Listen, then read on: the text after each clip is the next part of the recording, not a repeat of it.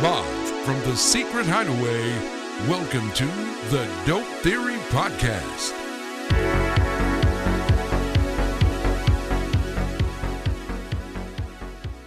What podcast do you fuck with? Do you fuck with Joe Rogan, or do you like watch yeah. cherry pick episodes? No, I mean, like Joe Rogan, I've always thought his comedy itself was great. You know what I mean? So his podcast, to me, I think the other part for him and that platform that he's built, he's literally just one of those neutral talking platforms for no matter where you are. Like, he's interviewed, like, he's become that top tier interviewer by, not even really trying, just because he's created such a neutral platform to where, you can have controversial figures like Alan Jones and Milo. Ben Shapiro. Ben Shapiro. Yeah. You know what I mean? Like those polarizing figures. So. Yeah, I think people want to be on the show too a lot. Like, Oh, no doubt. You know what I mean? Hell, look at every single guy after they get done in the UFC, Joe Rogan, like when you get me on the podcast, you know what I mean? Yeah, pretty much. Yeah, he pulls a lot of people out of the box, which is just like super interesting. Like he doesn't shy away from like wanting to talk to people, and I think that's the whole. I think that's the experiment as a whole for podcasting. It's just like, you got to bring people on that, are going to like intrigue and, different from different casts and walks of life. Like, just makes it interesting. Well, I think it's not only that, but I think it also depends on, how you want your podcast and its focal point. You know what I mean? Like, because another one that I listen to, it's called Small Town Murder. Oh, I've heard of that. Yeah. So that one, it's two guys, they're comedians, and basically, it's like kind of their dark humor narration and commentary, like the cases itself, like they give you and all that, like that. All that part is, but it's not like Cold Case Files where he then unloaded the barrel of the gun. You know what I mean? It's not that corny, like. Yeah, I've heard those. Yeah, because that's what I was thinking at first. Because I'm like, man, I can't listen to those. Yeah. No, it's like, it's guys literally talking like you and I. They make off-color jokes, and everything like that. But at the end of the day, it's. Yeah, my jokes are very off color. Who you telling? Fucking safe space. Yeah. Come on, now. You're in a safe place. Oh shit, that's hella funny. Yeah, bro. Hey man, thank you so much for coming on and everything. We already kind of started recording. That's kind of how we get down and get into it. Like I just kind of start shit, and then everybody just kind of vibes out, and we just kind of go with the flow from there. I appreciate y'all for having me. But yeah, man. Shit. Hey everybody, welcome to another episode of the Dope Theory Podcast. It's your boy here, Eric the One Leg Bandit, and Joeezy baby. And we have another special guest on here. Very special guest. Super duper special guest. All the time, and it only gets better each and every single fucking episode. Normally I do the intros, but in terms of this one, I'm gonna let Joel do it because he's more closely connected with this man. Right on. And I'm just happy to be in his presence, So yes. Very special guest today. We got my boy, the one, the only, Mike Osborne. Yes, indeed. How you doing? Hey, appreciate you. Gotta give you your flowers, You'll get them on the way out. Yeah, exactly. That's. I appreciate you guys for having me on. I'm doing all right, man. Like I was telling y'all earlier, working a lot through past 48. So, I'm just glad to be able to slow it down for a second, be able to chill with you guys. Yeah, man. Like I said, thank you for having me. So you're working two jobs right now. You got your regular 9 to 5, and then you work on the weekends. I'm doing security. Yeah. Doing security down at SP2. So. Right on. How's that been so far? I know.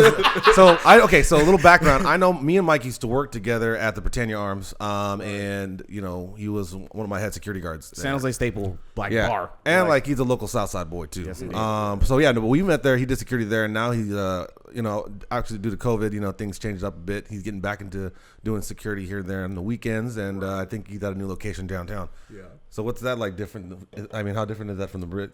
So as you know, the Brit, it's more of it's a slower bar. Right. And it more focuses on the restaurant dynamic than it does the bar side. It's like a neighborhood type. Right. Exactly. Bar. Exactly. But but when you're working bars like that in comparison to bars in like downtown, it's it's a different type of crowd that it appeals to. Right. You know what I mean? When people step out downtown, they're not generally going there some people you'll hop from place to place, have a couple drinks, whatever, but for the most part, you're going out with the intent of being out for the atmosphere and everything like that. Exactly. So you get more people Oh, bro, I do it like 100 times a show, Yeah, bro. no. You're gonna burp. Yeah, the more and more you talk, and the more we drink, it's gonna happen. Right. No, but I mean, like, but not only that, but I mean, generally speaking, when people come out downtown, like, they're coming out with the intent to party. Oh, of course. So you know, you get people that are obviously want to test their lines about how much fun they can have versus what the establishment's going to allow. Oh, and, yeah.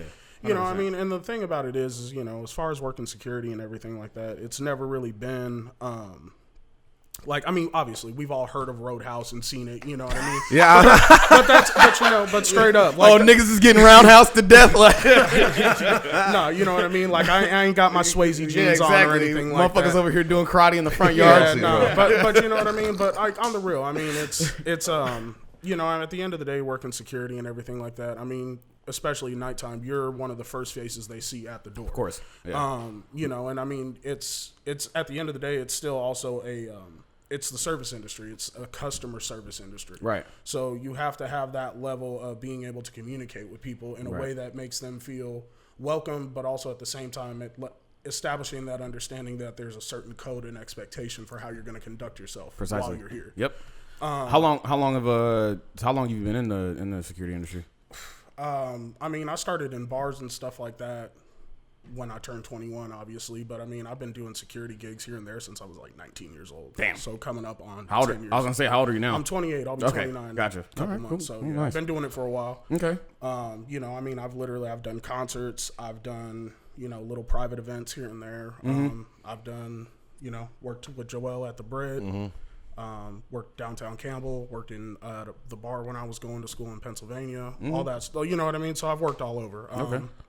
You know, it's an experience. I mean, it exposes you to different things as well. Like I did security for Pride 1 year up in the city. Nice.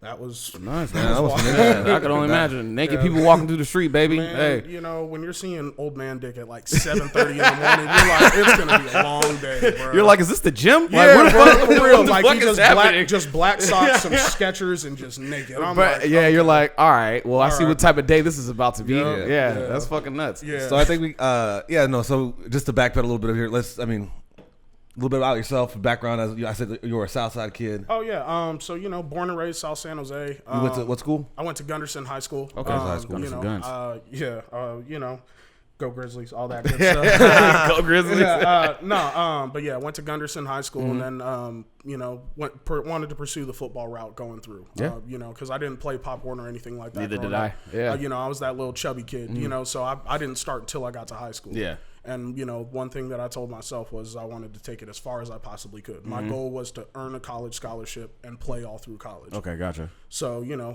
I went through high school, you know, but I also did other sports as well. Yeah. I wrestled, I ran track, Oh, I did nice. baseball, you know, I did all that. Okay.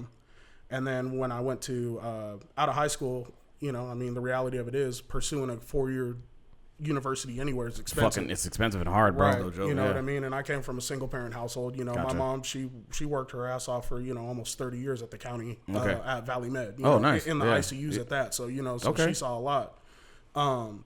So I went the JUCO route. I went to San Jose City, played out there. You know, we won a championship my first year.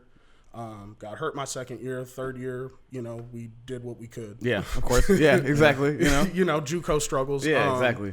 You know, but was fortunate enough to, like I said, I got a scholarship, went out to Erie, Pennsylvania to a Division II school out there, played ball, got my degree in psychology, came back home, and just been on my grind ever since. Just been nice. working, bro. Yeah, it's like we have a lot of similarities in that aspect. My mom, she was a nurse. She worked for hospitals and everything like that. But not she worked more on the administration side. So kind of changed up there. Was pretty much my pops is around, but it's just like, you know, my mom pretty much raised me and everything like that. So, you know, that's kind of the dynamic. And it's interesting being a kid, like, you know, growing up in this area and like, you know, going to school and trying to like make it in sports and shit like that, especially like when your mom's like the one supporting you. It's such a, man, like, you know, shout out to moms, like, man, like that's just fucking huge, like, you know, all the single moms out there holding yeah, it for down, real. playing both roles. Hey, and the single dads too. Yeah. I mean, just single parents in general. Yeah, Y'all holding it's it down, tough.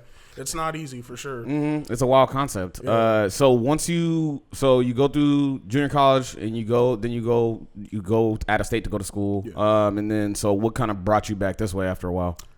Again, like I went out to, when I knew I was going out to Pennsylvania, I knew I was going out there with my purpose of, again, fulfilling that my goal for myself of playing and finishing football all through college. And then not only that, but also getting my degree paid for. Okay. You know, I mean, that was the biggest part of it. Yeah. And then after that, you know, I mean, don't get me wrong, I met some great people. Yeah, of course. But eerie for me, dog. That's my concern. Like, what is it like out there? Like, Hey, yo, the Midwest. and I've heard stories, you know, about this, like, you know, just from years of knowing you, you know, talk about being out there and stuff. But I mean, you know, share with us what was your experience, you know, especially because I've been through. My family's from Cleveland, like so. It's like I've been through Pennsylvania before. That motherfucker is like kind of So Cleveland, I mean, Cleveland was 2 hours east or 2 hours west from us. You know what I mean? So.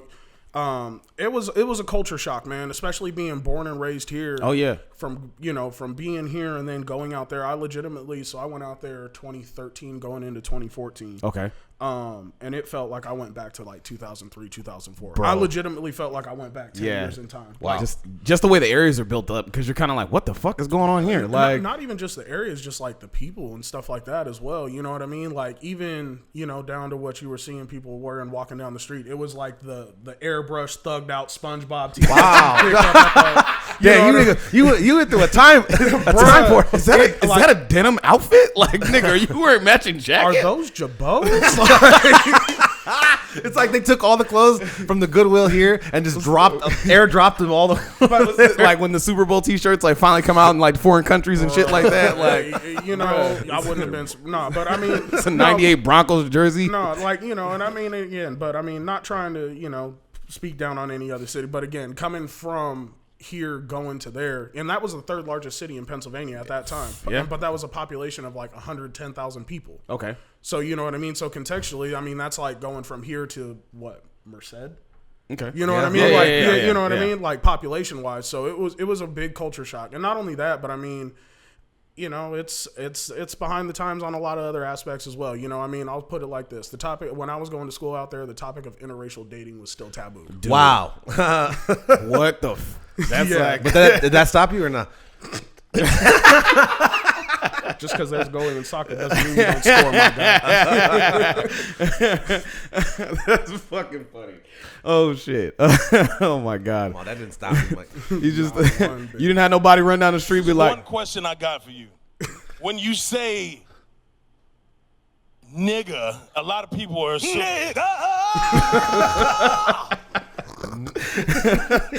when you say nigga. yeah.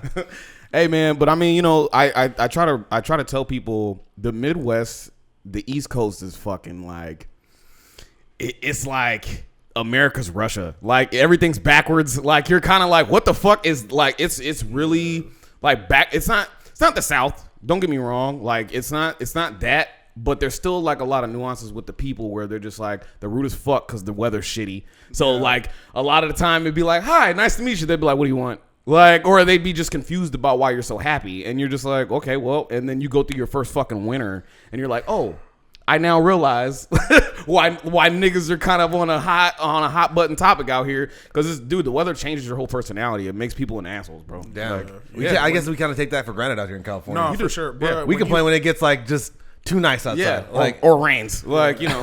Yeah, I mean, and you know, and especially being and also not only that, but being right there on the lake as well. Like that gives you a whole different type of inclement weather pattern. Like it really does. Wind chill is a thing. Yeah, bro. When I was out there, it was two of their worst winters on record. Like it was, and you know, we had 3-day stretches with factoring in the wind chill. It was negative 52, 54, and 56. what the fuck, man? That's We're fucking out in space. Like, and you know, like that whole thing about boiling a pot of water and we did that for like 30 minutes. We were like, all right, let's go back I'm good. inside. You're like, I'm cool off this. Yeah, you know, and it's crazy because it's so cold, the whole city shuts down. You know what I mean? So you have something to you could do, I guess, right? Just stay home and except drink. Like you legitimately had girls walking around, like how we joke around COVID about COVID babies. There'll be girls. Oh yeah, my kid's a blizzard baby. Like when you're stuck. What? You're just at home and like, oh, I guess we fucking. But again, like when there's damn near 3.5 feet of snow outside and it's all frozen over. Gotta stay warm. You got to do something. Yeah, like, what else are you doing? You can only play so many rounds of Uno, my friend. Hey, cheers to that though. Hey, yeah, for real. Yeah, Yeah, cheers, baby. Yes, Appreciate indeed. y'all. Salud. Yeah. Thank you so much. Yeah, the first of many. Let's go. Bam. Everybody's like, you guys are finally back to normal. Well, sort of, because last episode, we were really fucked up like from the night before, and we couldn't we drink. didn't even drink at all. It was kind of problematic. Like I was like, yeah, we're just drinking water. Like my homie was like, are you all right? I was like, no, but we're gonna get through this. Like it was just, dude. It was. I was out traumatic. last night. I told you, I was like, hey, when we were out, I was like, hey man, I'm gonna stop drinking like right now, just because I ain't trying to be all fucked up tomorrow. I want to drink. I said I want to drink today. Yeah, I'm trying to turn up today. I'm trying to turn up today. So you know, like. Whatever, like if that means I got to take one more tequila shot at 11:50 right now, and that'd be it. Yeah, so be it. I'm And okay that wasn't it because I kept drinking when we got home. We sure did. Got a whole nother case of beer. Hey, Like, but that's how you play the game. true. I mean, very true. I doubled down. What year did you come back? I graduated May of 2015. Okay. And yeah, I got back by end of May. I want to say, I got back home end of May because I drove out there. Okay, gotcha. Yeah, man. So I drove out there Damn. and then drove back. How's that drive back? I've done that drive from like I've gone like because there's two different ways that you can kind of go. Yeah. I mean there's a bunch of different ways, but like we either went like the south, like we would always either go like the south route and like kind of come up, or we'd go like kind of like through the fucking top part of America. Yeah, and so- that shit's a trippy fucking drive. So I did the 80. So Okay. I went through. So literally, so the route went up.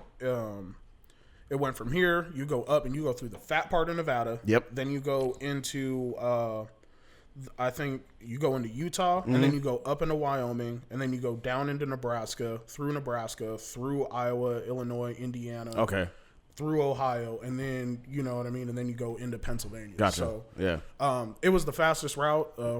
First time going out there, my mom and I made it out there in 2.5 days. Yeah, it's about that. Yeah, About that drive, and then, yeah. but I mean, that was also pushing. That was Yeah, like driving mashing. 16, Yeah, nigga. you know, 16, 18 hours a day behind the wheel. Yep, exactly. The first night, we stopped in a rest stop in Wyoming, slept in the back of the car. You know what I mean? And Damn. then, Yep. yeah. But and then coming back, it was like 3.5 days because Yeah. we were just like, Take your time. exactly, we Yeah. were taking our time and everything like that. So, but you know, and I mean that part was interesting as well. Just seeing those, and that's the other thing I think that gives you a little bit more appreciation about growing up in this area is when you see, you know, you're staring out for miles on end and you don't see anything. Yeah, it's country. Like, Yeah, there's and it's nothing. flat too, right? Yeah. Like I mean, Well, yeah, Some I parts mean, there's like, no lower mountains. part, yeah. you some know, part. like driving through that part of Nevada where it's like you see cities named like Battle Mountain, Winnemucca, Yeah. and you know what Yeah, I mean, like yeah. those, you know, in those small towns. Wonder like who lives here? Yeah, Like, no, but you know what? But I mean, you think about like going here, like you drive around, you know, you can see 6 high schools within a matter of 20 oh yeah, minutes. absolutely. Damn. Out there, you know, I mean, it's you're Yeah. looking, and I'm looking at where the where the stadium is, where Yeah, the yeah. lights are, and you're not seeing anything. Yeah. You know what I mean? Right, exactly. And it's just like that concept alone, like especially at that time when I was driving, I was like, man, they don't. Where's their, you know, Yeah. like they don't have high school football. Yeah, like what the fuck? Like, But then realistically, I mean, those populations of those, you know, Right. those small cities or towns, and they're all kind of out of the way, so it's like yeah, like you know, it's not like next town's like 15. No, it's like 150 miles. What? Damn. that's fucking crazy. Yeah, like driving through Wyoming, you legitimately was Like y'all have a Walmart here? no, like Where am I gonna get stuff? like when we were driving back through Wyoming, I remember it was like last gas for 124 miles. whoa. So you're like you're really looking at your tank like, Yeah, like got to make some smart decisions here. ooh, that's like a notch above the quarter of a tank mark. No, I gotta pull over. Right Nah, now. you got to do it right Yeah, I now. gotta pull over Yeah. right now. That's, I mean, it's nuts to kind of think about like the middle of America. There's really like not a lot. There's not a population there. It's wild, like to think about. So okay, so when you got back, so kind of like break it down for me. How did you like? So what was your working situation kind of like when you got back? So I had about 3 weeks when I got back where I didn't have a job yet. Yeah. I was literally laying on the couch. I was watching NCIS and Criminal Minds, and like I would literally like this was my routine when I first got back from home. And you know, because I was sending out apps and everything like that. Of course, but you know, but I mean, you know, it the takes process. a minute. Yeah, Yeah, exactly. Yeah. So you know, so I would wake up, I'd go to the gym. You know, I'd come back, I'd watch, you know, USA, NCIS, all that stuff. I'd go to the gym again, and then I'd come home and I'd chill. Like, Okay, yeah. There was not much to do, really. Yeah. You know, I mean, can't be going out when you don't have money. There you go. That's it right there. You know what I It's mean? gonna be a lot of chilling on this couch. Right, a whole lot of couch surfing. That's Yep. what I was Hey, doing. man. Yeah. Club sheets. I was VIP. Club every night. sheets. Every night. Sick Yeah. club sheets. But then I ended up actually reaching out to one of my old coaches, and he ended up getting me on with a paint store. Okay, I was nice. working at so I started working at Sherwin-Williams. The one over there. No, so I worked at the one in Campbell, off Campbell and Santa Tomas. Okay, gotcha. Yeah, I know where that's so, at. Yeah, so I worked over there, and then Actually, so I started working at the Brit just by happenstance. Like I was sitting there. I was sitting there with this girl I was seeing at the time. We were there to watch a basketball game, and then Jimmy and Hearn were there, and they were working. And I walked to the bathroom, and again, like in a shape other than round. I wasn't built like Faison back then, so you know what I mean. So it was a little bit different, but so I walked to the bathroom and come back, and then like they're like, "Hey, you looking for a job, dog?"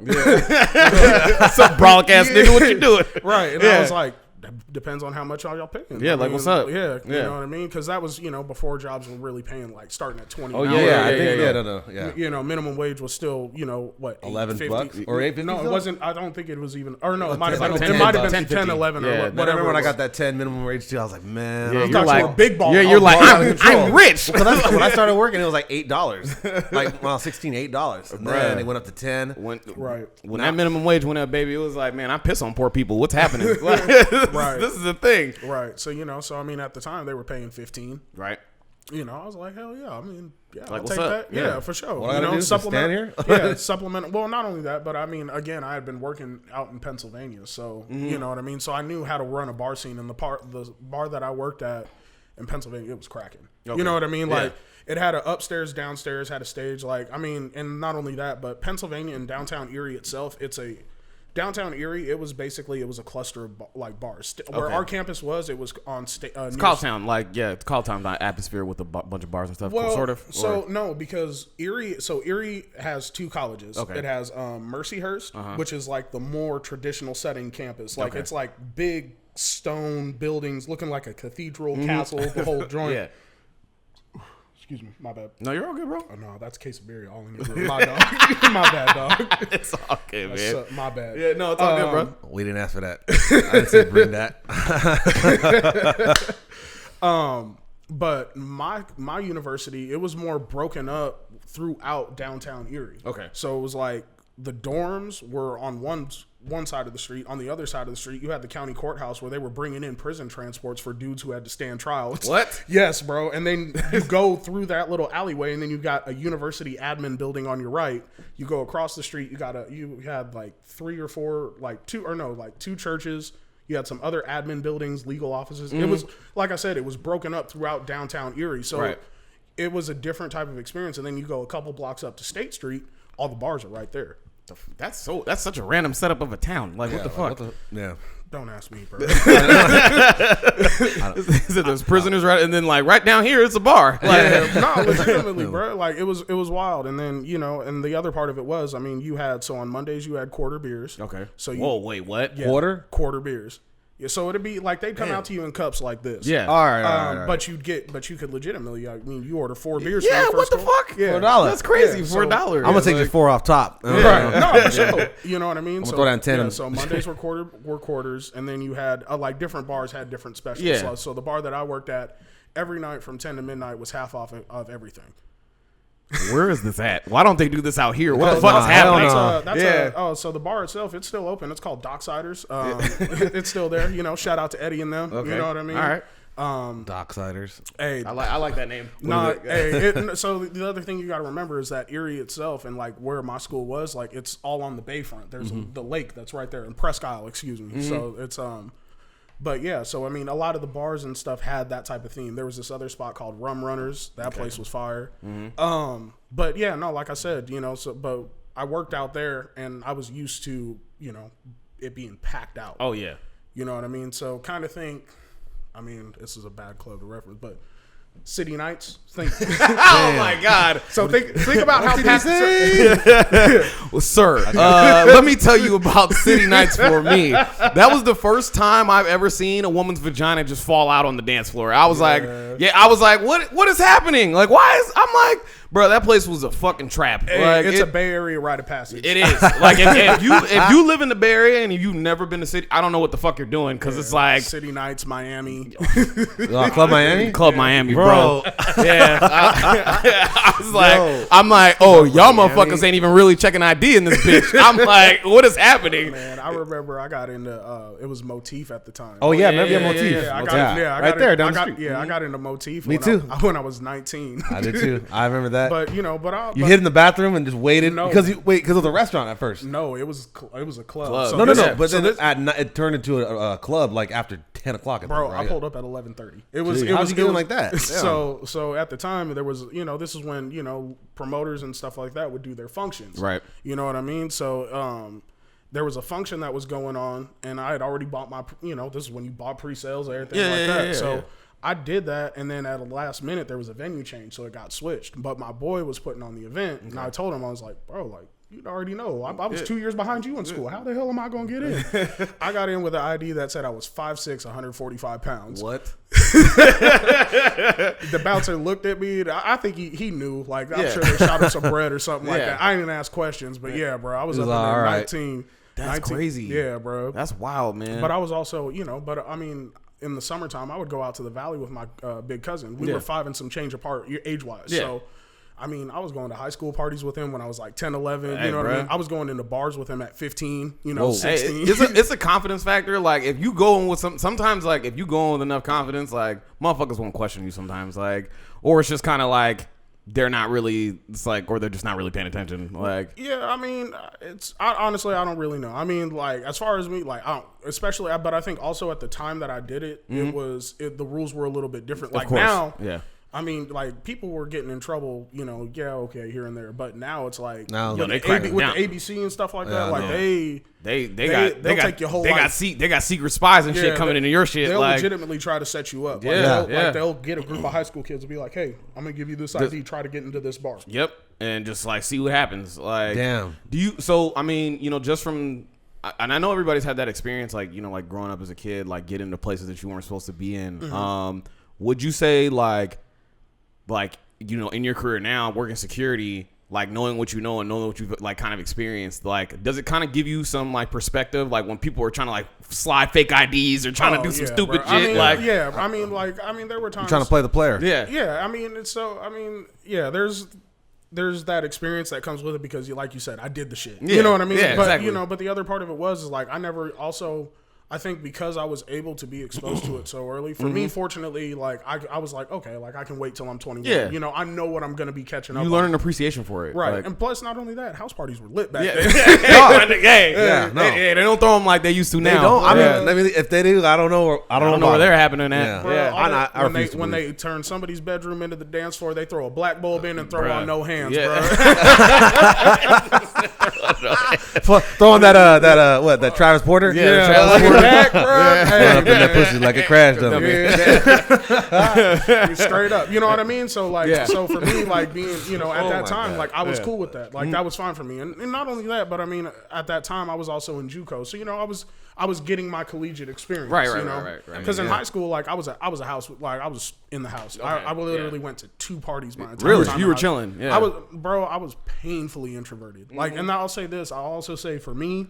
Were you a big gamer or something?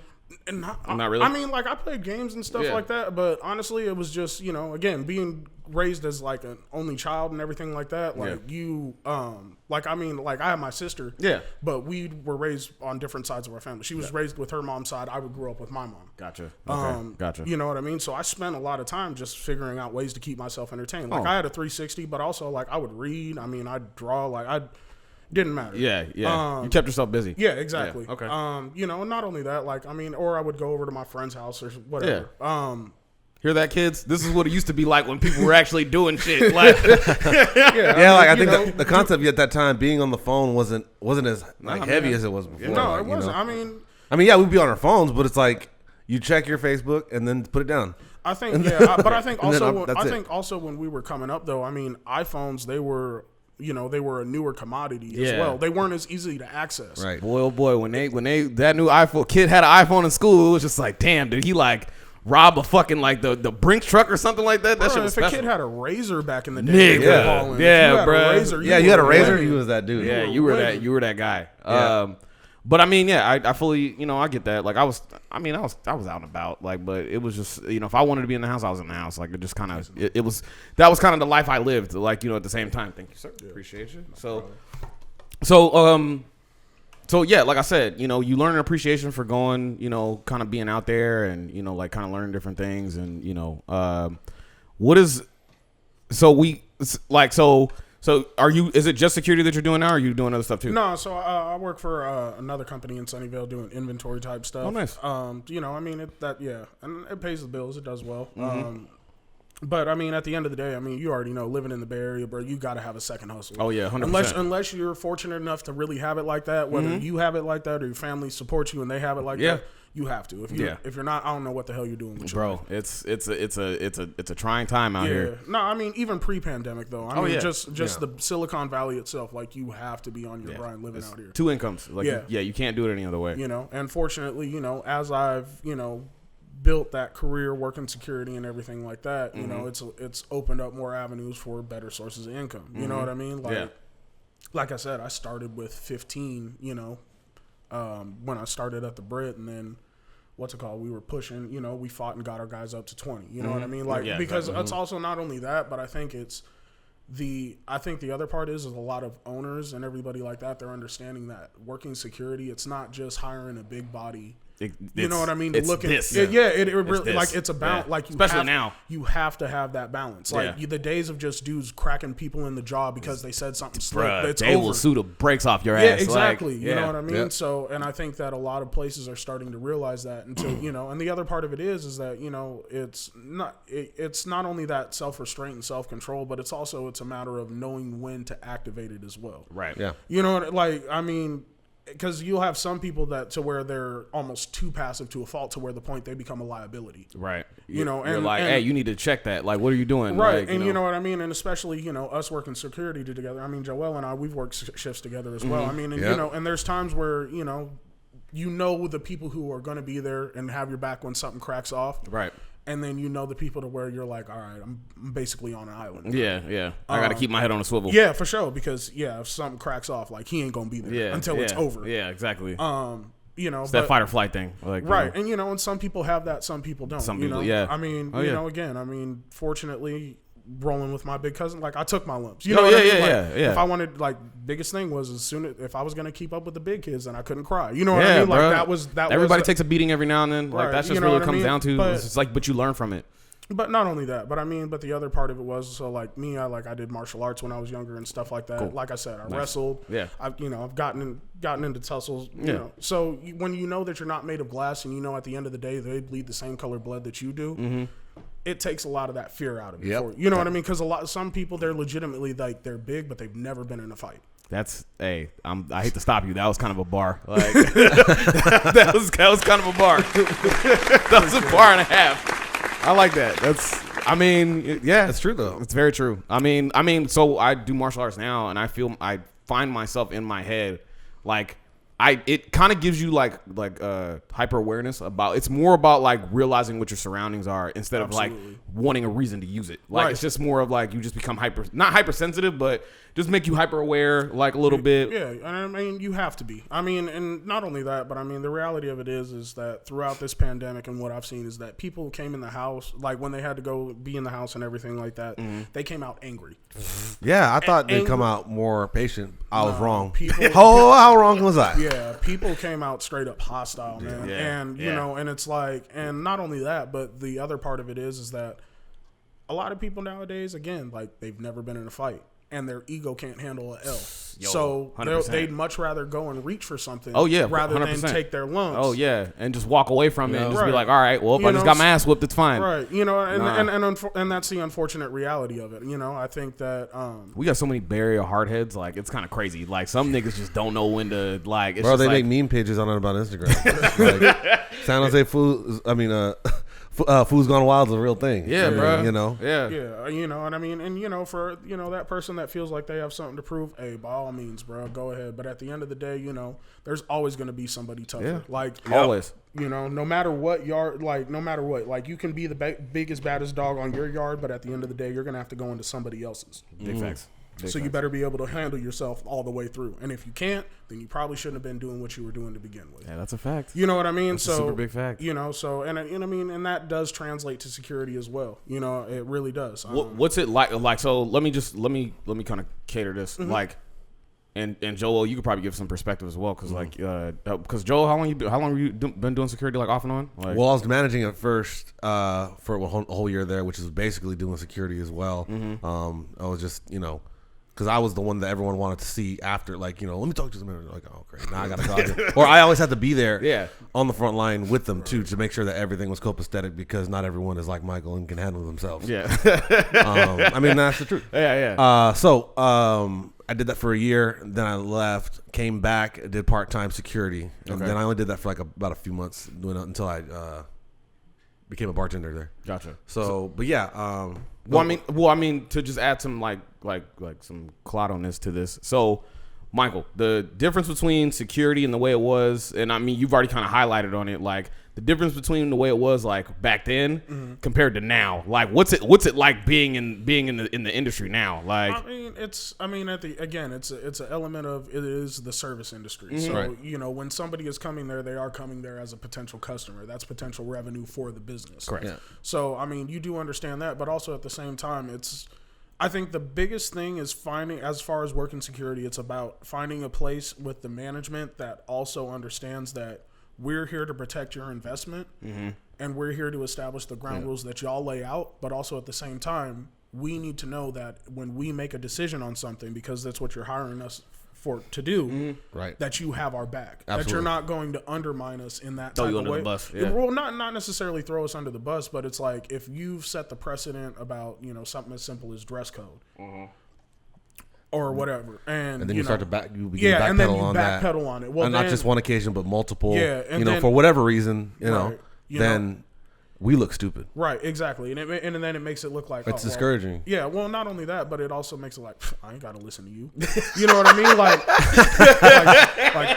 get the fuck out of my face. It's like being a parent, and like when if you don't set that precedent of what you want, how you want things to be with your child. I mean, a kid's going to think, I ain't got to listen to you. Right. So I'll straight up say this, man. Being a security guard in the club industry, you ain't nothing but a glorified babysitter. You babysit. It's adult daycare, baby. Yeah, it is. You're babysitting drunk adults. That's all it is. Yeah. If you look at the similarities between toddlers and drunk adults, you'll find there's really a lot in common. A lot in common. You know what I mean? So, and that's really what it's about, man. It's about making sure that everybody, they can go out, have their good time, but also they do so within the limits of respecting the establishment. And the way I always break it down to people is, if you wouldn't do it in your own home, don't do it here. Exactly. I fuck with that. You know what I mean? Like, exactly. and because legitimately, man, like, you find motherfuckers like spitting on the ground, on the ground. Yeah. Yo, that happened, huh? Yeah, no, motherfuckers just like, dude packed a whole lip of chewing tobacco and then spit on the ground, and like, right in front of me. I'm like, bro, are you serious? I was like, you're not gonna clean that up? What? Inside, indoors, not outside, indoors. It's like, well, you people are sick. No, you are nasty. That's not dirty motherfucker. Not even the worst shit, dude. I've seen motherfuckers pee inside, fucking take dumps inside. Yeah, I took a dump in a bucket. Bro. Hold the fuck on. Hold no. Yes. One time when I was working in Pennsylvania. One time when I was working in Pennsylvania, it was one of my teammates and his girl. They were in the stall, and I was like, I was trying to play it cool, because I knew it was him. And then the whole bathroom starts going, suck his dick, bruh. Hey, and then I'm like, and I was like, hey, what's the chat? So, bro, and I'm like, they're like, oh no, hey, some dude's got a girl in there. No, they're like, hey, some dude's got a girl in there. I'm like, I ain't hear nothing. And then after the suck his dick chant, she goes, I already did. I'm like, God damn it. All right, so y'all done. This nigga's like,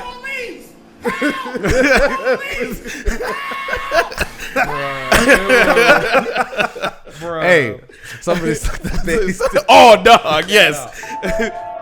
Somebody suck that baby's dick. Somebody suck that baby's dick. So hey, Cuba Gooding Jr. is wild, man. Like, what's kind of like the craziest like experience? Like, I gotta hear it. All right, so I think I have 3. Okay. So one was when I was working in Erie at Docksiders. Okay. I don't even remember how it started. I think it was somebody couldn't get in or something like that. That's always kind of something like that. But anyhow, they started messing with our head of security, and our head of security, Soup, at that time. Shout out Soup, shout out Ron and all them. Yep, yes indeed.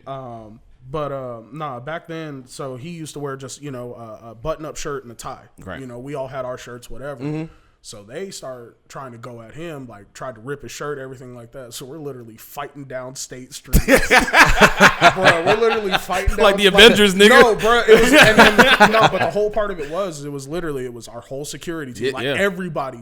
Holy shit. Damn. And then they had like 8 or 10 in their group. So we're fighting them down the street. Fuck. Erie PD comes up and sprays a wall of mace to separate. Oh shit! Yeah, like Febreze, like they're just bro, like literally, like I saw the dude come up. I saw him running up, and it was at a point where we were able to kind of get a little bit of separation, but like there were, they're throwing hands, yeah, bro, and literally Erie PD comes up and just damn big ass orange cloud, separates everybody. My boy Rod, he got it, so I had to take him back to the bathroom, you know, but again, it was like.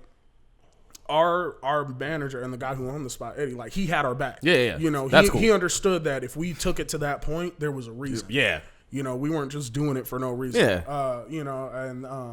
So that was one of them. Mm-hmm. And then niggas said fighting all the way down the street. Nah, that niggas like Avengers Assemble. Looks like a movie, bro. There was another time where we were working at the Brit, and it was basically it was a generational thing. It was a generational thing, and then it was just on some young kids. Thought they were harder than they were, started barking off to some OGs inside. And, we were trying to keep the OGs in there, trying to keep it from escalating. But these dudes, they reached a point where they're like, nah, we'll go outside. Let's run them. Let's run outside. And as soon as they did, bro, we just see bottles. Oh, yeah, I was there that day. Yeah, I remember that. Modelo's just throwing it in the sky.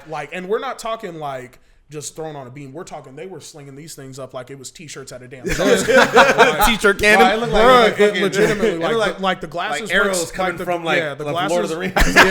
No, bro, the glasses, the glass bottles went so high they went up past the lights and they were coming back down and all around us, bro. You thought it was Battle of the Bastards the way those shit were going down. Oh my god, bro, that's crazy. Yeah. So how did it all kind of play? Were you guys able to like? It was weird because it was outside in the parking lot. And it kind of didn't involve us at that point. Yeah, they weren't attacking us. But this also goes back to that level of restraint thing with prison security. So because there were 2 guys that were working with us, they decided they wanted to get involved. Oh man. So yeah, you can't do that type of shit. And so with that, it was so with that, all right, my brother's going in, like I gotta be there for back him up. Yeah, exactly. Because again, like I want everybody to go home the same way they got here. Oh, 100%. I don't give a shit about them. Yeah, about the the patrons at that point. Yeah, exactly. Like it's about our team, our guys. Yeah. You know what I mean? So that was another one. And then I think probably the third one was probably when I was working at Campbell Brewing Company with Vern. Yo, I've only been to that one place once. And that was like the first time, like I want to say in the past 5 years where I was like, I'm going to kill a nigga in this motherfucker. Like it was like I was like one of these dudes like he came up and like stepped on my girl's foot, and I just remember him like I'm like, hey bro, like apologize. This nigga looked back at me like he was just like no, and I was like no. I was like I looked at myself. I'm like I looked at my hands. I was like, and I looked at my homie and he looked at me and he was just like. I'm like, nah, not even. I'm not gonna do it. I'm not gonna do it. I'm not gonna do it. Yeah. So I mean, CBC. That place is wild. Yeah, CBC was wild. Yo, that place. I heard stories about that. And that was peak CBC. That was when the line was wrapped around. Yeah. So that shit would crack. Yeah. I remember. It was cracking. I'd get down there, bro. Yeah, you and me both, bro. Didn't matter if I was working or not. I'll be up in there. I'll be in there, dog. Yeah, for sure. But there was I remember it was Oktoberfest, and it was at that point they were day drinking already, so motherfuckers was drunk all day. Yeah, people were drunk at 10:30 that day. And keep in mind, Aki's is across the street, my guy. Yeah. Well, once Aki's closes, I'm already 3 swirls deep. Right, you know what I mean. But I mean, we had many nights at CBC, but there was definitely. Yeah, there was one night where I remember it was we were working Oktoberfest, and it was the day shift, and it was right around the time we were supposed to be getting off too. Mm-hmm. And it was 2 brothers that decided they wanted to fight each other. And if I'm not mistaken, rare. They were twins. Like, and these were big dudes. Like, I mean, I'm big. Like, they were probably like 6'1", 6'2", like probably 315 each. What? And they're fucking giant. They're giants. Chucking them at each other, bro. What? So, me and my boy V, we're getting them, trying to get them broken apart and everything like that. That's tough.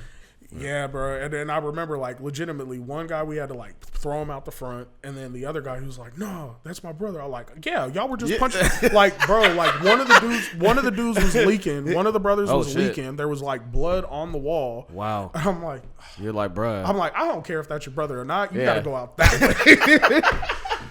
Bro, that must have been some trippy shit. You seeing two twins fight, and it's just like they're these big ass niggas, and it was out of nowhere, bro. Like literally, they went from like laughing 1 second to just start, and they were throwing. Wow, it was crazy. It's wild when you see niggas that big, like just chucking them, and you're kind of like, I don't know if I want to be anywhere near this. Like, but I'm like, I gotta stop. Like, you're like, I gotta stop this. Like how you gonna stop two gorillas from fighting? Well, you gotta let them finish that out. I can't stop them. It's again, it's that fight or flight thing. Oh, 100%. I mean, and it's either get out or get the hell in. So, Yeah, got in there. And but no, that one, I remember that one was wild. I mean, there were a few nights at CBC that got really, really crazy. I didn't know that place existed until like when my homies, like as I said, like I went there the one time and I was like, where the fuck is this place? And he's just like, oh yeah, like we come here sometimes. And I was like, it's slapping in here. Yeah, I'm like, CBC at that peak, it was yanking for sure. Yeah. CBC was the spot, especially because like at that time, the spot in downtown Campbell, they got shut down. They had gotten into some trouble, so they couldn't really serve people like that. So and then I think a nigga got shot or something. Like I think a nigga got killed or something. Like somebody pulled the gun. I feel like someone pulled the gun. I don't think no one died, but that might have happened. It could have happened. Yeah. I mean, but so we were getting people coming from Hollister. Talking about, oh yeah, we heard about this spot from our friends a couple years ago. What? Yes, bro. The fuck? Y'all got a hotel? Cause you ain't driving back home. Hey, there's not shit. There's not shit in Hollister though, so I can't blame them. But yeah, bro, we had people coming from Hollister. You know what I mean? Like all that. So I mean, it was wild.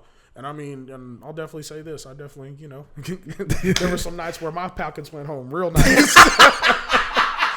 You know what I mean? Hey man, I feel you. Like that's because that's the other part of it too. Is like because people also have it depends on the establishment as well, and it depends on the bouncer too. But I mean, there are some places where if you can flash some bread, you can get in. Yeah, fuck it. CBC's format, like it really was. It was like, all right, well, how many people you got? Yeah. Oh, we got 8 people. We got 6 dudes, and we got 2 girls. Yeah.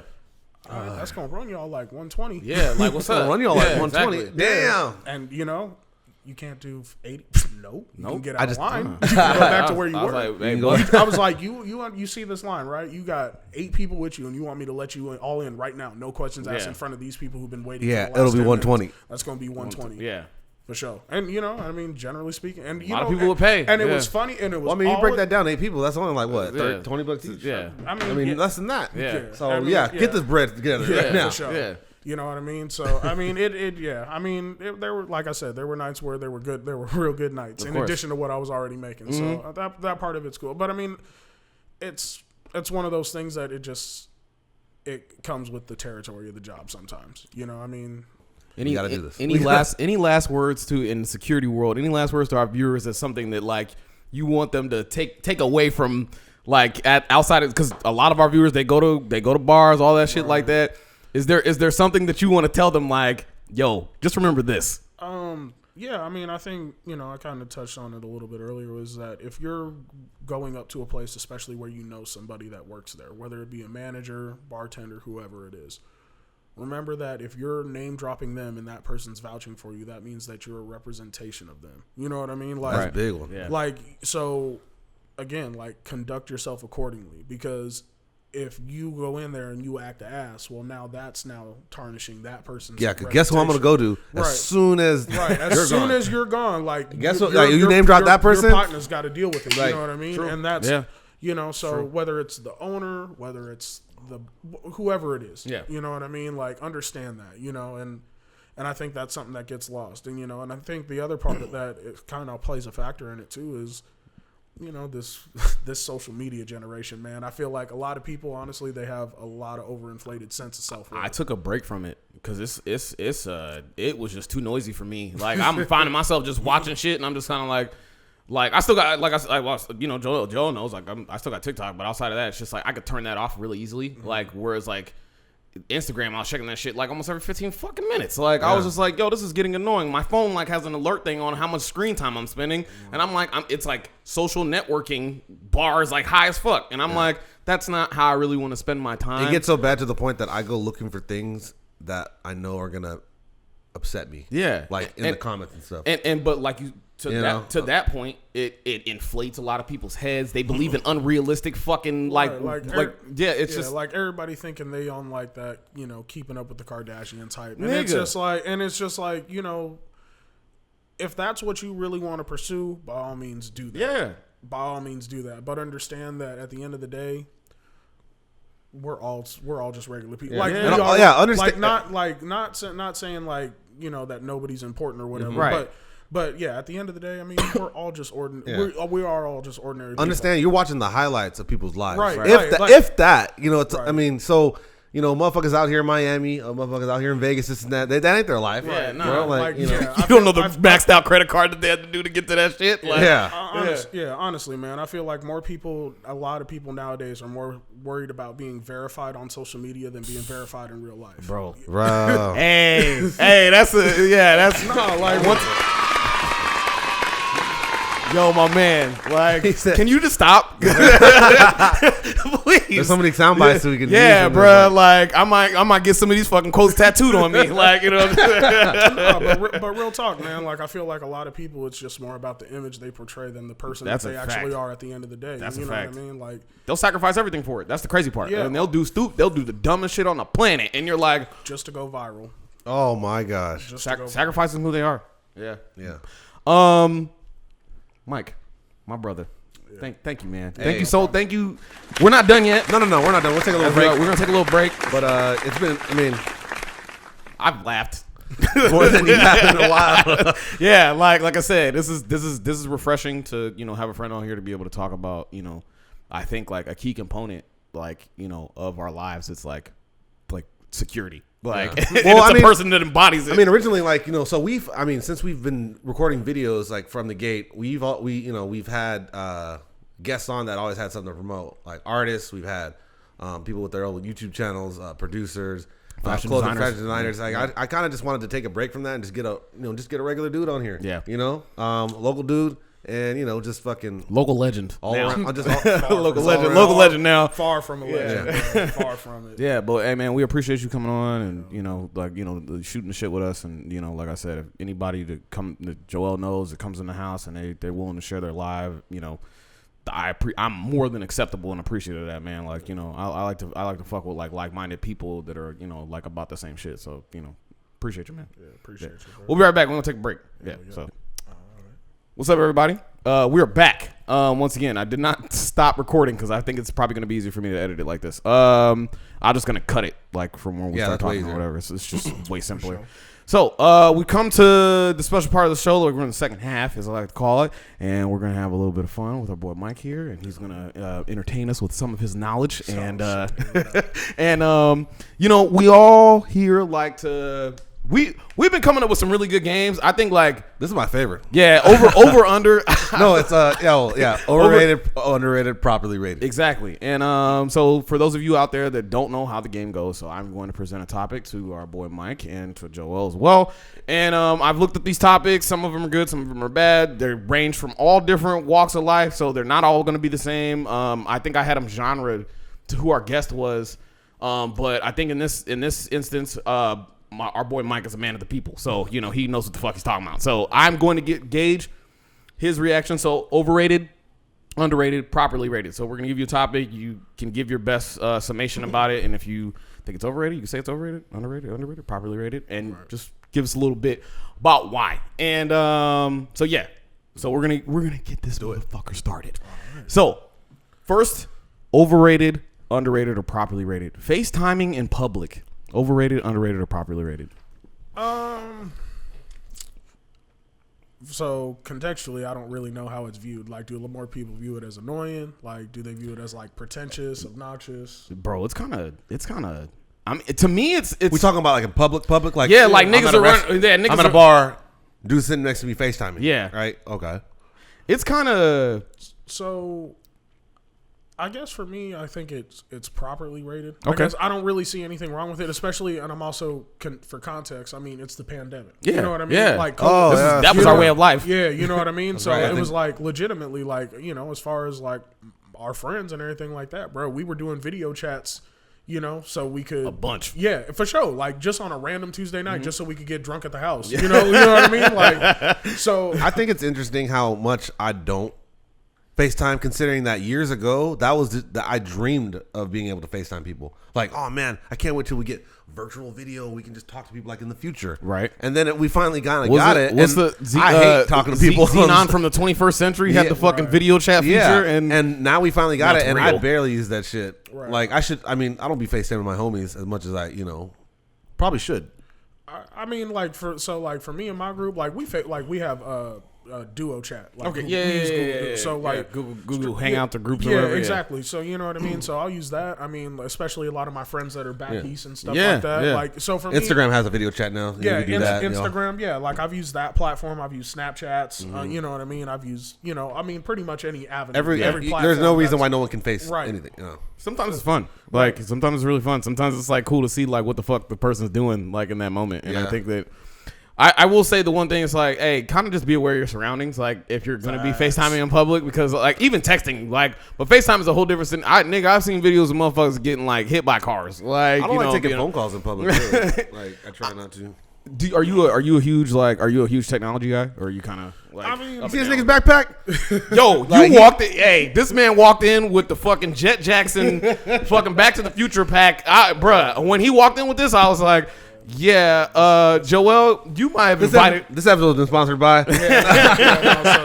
So this is So where'd you get this? So I got this. Actually, I found it off of a link on Instagram or something like that. So Those things suck you in, right? No, so I've been looking. So for my job, that we have a work laptop and everything like that. Right. But they gave me the messenger bag. Okay. And it's just never comfortable for me. Like we're big dudes. Like that's just not. And not only that, but it's like I have to go through turnstiles to go in through the main. So Okay, gotcha. It was always getting snagged on something, or if I was pulling it from one side of the car to the other, it was always getting caught on something. So for me, a backpack is just easier. Yeah. But for this one, I love this bag. I want this bag. Bruh, you walked in here and I was like, oh, this nigga got future guns in this motherfucker. No. So this thing, I mean, I saw it. It's a company that's in Sweden, I think. Damn. It's called Bonge, I think, or something like Yeah. that. But this one, it's called then they got different lines and stuff. Looks super. Looks Yeah. So nice. this Looks is nice and sleek. Yeah. So that's called their commuter backpack. Oh, it has a little lock on the Yeah, side. it has too. a and little a charging port. Yeah, it's Bro, got a look. charging port. Yeah, and then it's got and then I can fit my laptop in there. I can fit. Bruh. Yeah, it's a good bag. I like it. Yo, you know what I mean? Hey, look out for my man Mike. So, on the like, train, yeah, dog. Like, so- don't fuck with him. Like, hey, he. So you can't. No one can get into the backpack. Right? I mean, it's a If somebody wants to get into it, if somebody wants to get. Oh into yeah, no, something of course, better, but it's they're like so pickpocketers and stuff like that. I know that wearing a bag in public and stuff like that. It's easy. I've seen that crazy shit. Yeah, Right. unzipping and getting in there, but you can't if you're wearing that. I can't get in there, right? Yeah. So I mean, so these two holes right here, they latch in. What? Yeah, so they latch in, and then I just spin it, and then nobody can hit yep. And it charges. Yeah, so it doesn't actually have its own independent battery. So I have a power bank, but it has cords that I plug into my power bank, and then I can either I can plug in my cord here, and then it can charge my phone if I'm out and about and stuff like that. I want that bag. How much you pay for that again? I think it was like 80 something. That ain't bad. My nigga got this off the Hitman site. Like, You buy a Nike bag for that much, bro. Right. yo, You know what I mean? my man, that's crazy. Yeah. That's really good price for a great bag. But like I think you waited a long time for it. Yeah, I did. Yeah. I want to say it took like damn near a month and a half for me to get it. Hey, that's what worth it, though. Yeah, Yeah. But no, for sure. But I mean, like for me, it definitely serves its purpose, and not only that, like I can fit a whole change of clothes in there. Yeah. You know what I mean? yeah, So yeah. if I'm on the go or something, like I can throw in jeans, a t-shirt, Yeah. and a pair of sneakers in there, and it's no problem, and I still have room. That's cool. Yo, That's man. fucking cool. I'm gonna have to get that bag. Yeah, sorry. get the plug off you, bro. Yeah, after no this is problem. over. I'll send the link. Yeah, you know? please, Yeah. bro. Like that's kind of cool. I'm not gonna fuck with that. So properly rated. I'd say it's properly rated. I mean, again, I think it also just depends on the person and how they're using it. Like, if you're using it for every little thing, like when you're brushing your teeth, like, all right, bro, like, Yeah, you're you're doing the overdoing most. it. Yeah, but I you're mean, overdoing like I said, for me and my group of friends, I feel like we do it just to the level where it's it serves its purpose. I like I like to see where people are at sometimes. It'd be like, yo, my homie's like, if he's somewhere interesting, like he'll FaceTime me and I'll be like, all right, this must be me important, or I just like to see my homies, like be like, what's up, like blah blah blah. So I don't think it's like the craziest thing. I think it's properly rated, like where it needs to be. Yeah, so that's fucking cool. Let's see. Ooh, dubbed anime. Yes. Okay. Yes. Oh boy. This is gonna get it. Okay. No, go ahead. No, So ask the question. overrated, underrated, or properly rated dubbed anime. So this is like, please, the anime community that watches this shit, like, please don't. We're gonna get fucked up. Yeah, don't attack us, please. Like, I'm gonna wait until Michael, our guest. Here's a real first question, like precursor question. What favorite anime of all time? Ooh. Favorite. Give me your top 3 without even being in order. Just like what you're like, I fuck with these. Like, these are always gonna be classics. So I'd say the whole Dragon Ball universe, Dragon Ball Z, and stuff like that. Oh yeah, baby. That's definitely one of them. That's top tier. Yeah, for me. you gotta. I'd say another one that for me was Yu Yu Hakusho. I used to. Yo, son. Yeah, that's probably my man with the spirit gun. Yeah. yeah. Yu Yu Hakusho was dope. Yu Hakusho. Yeah. Oh man, fuck, that. How am I gonna put that in my top? Yeah, and then I think my third one. You know, I honestly, I would have to say it's a movie that I saw. Okay. And it's called Metropolis. Dog. You seen that? Of course. Yes, bro. Of course, with the fucking robot girl. Yes, my bro. nigga. Yes, bro. Bro, that fucking movie top is tier. super top tier. Top tier. I gotta show it, bro. We gotta. You know, it's actually based off of an older movie, like an older black and white movie, bro. It's like. Hold on, did you just pick the topic right now?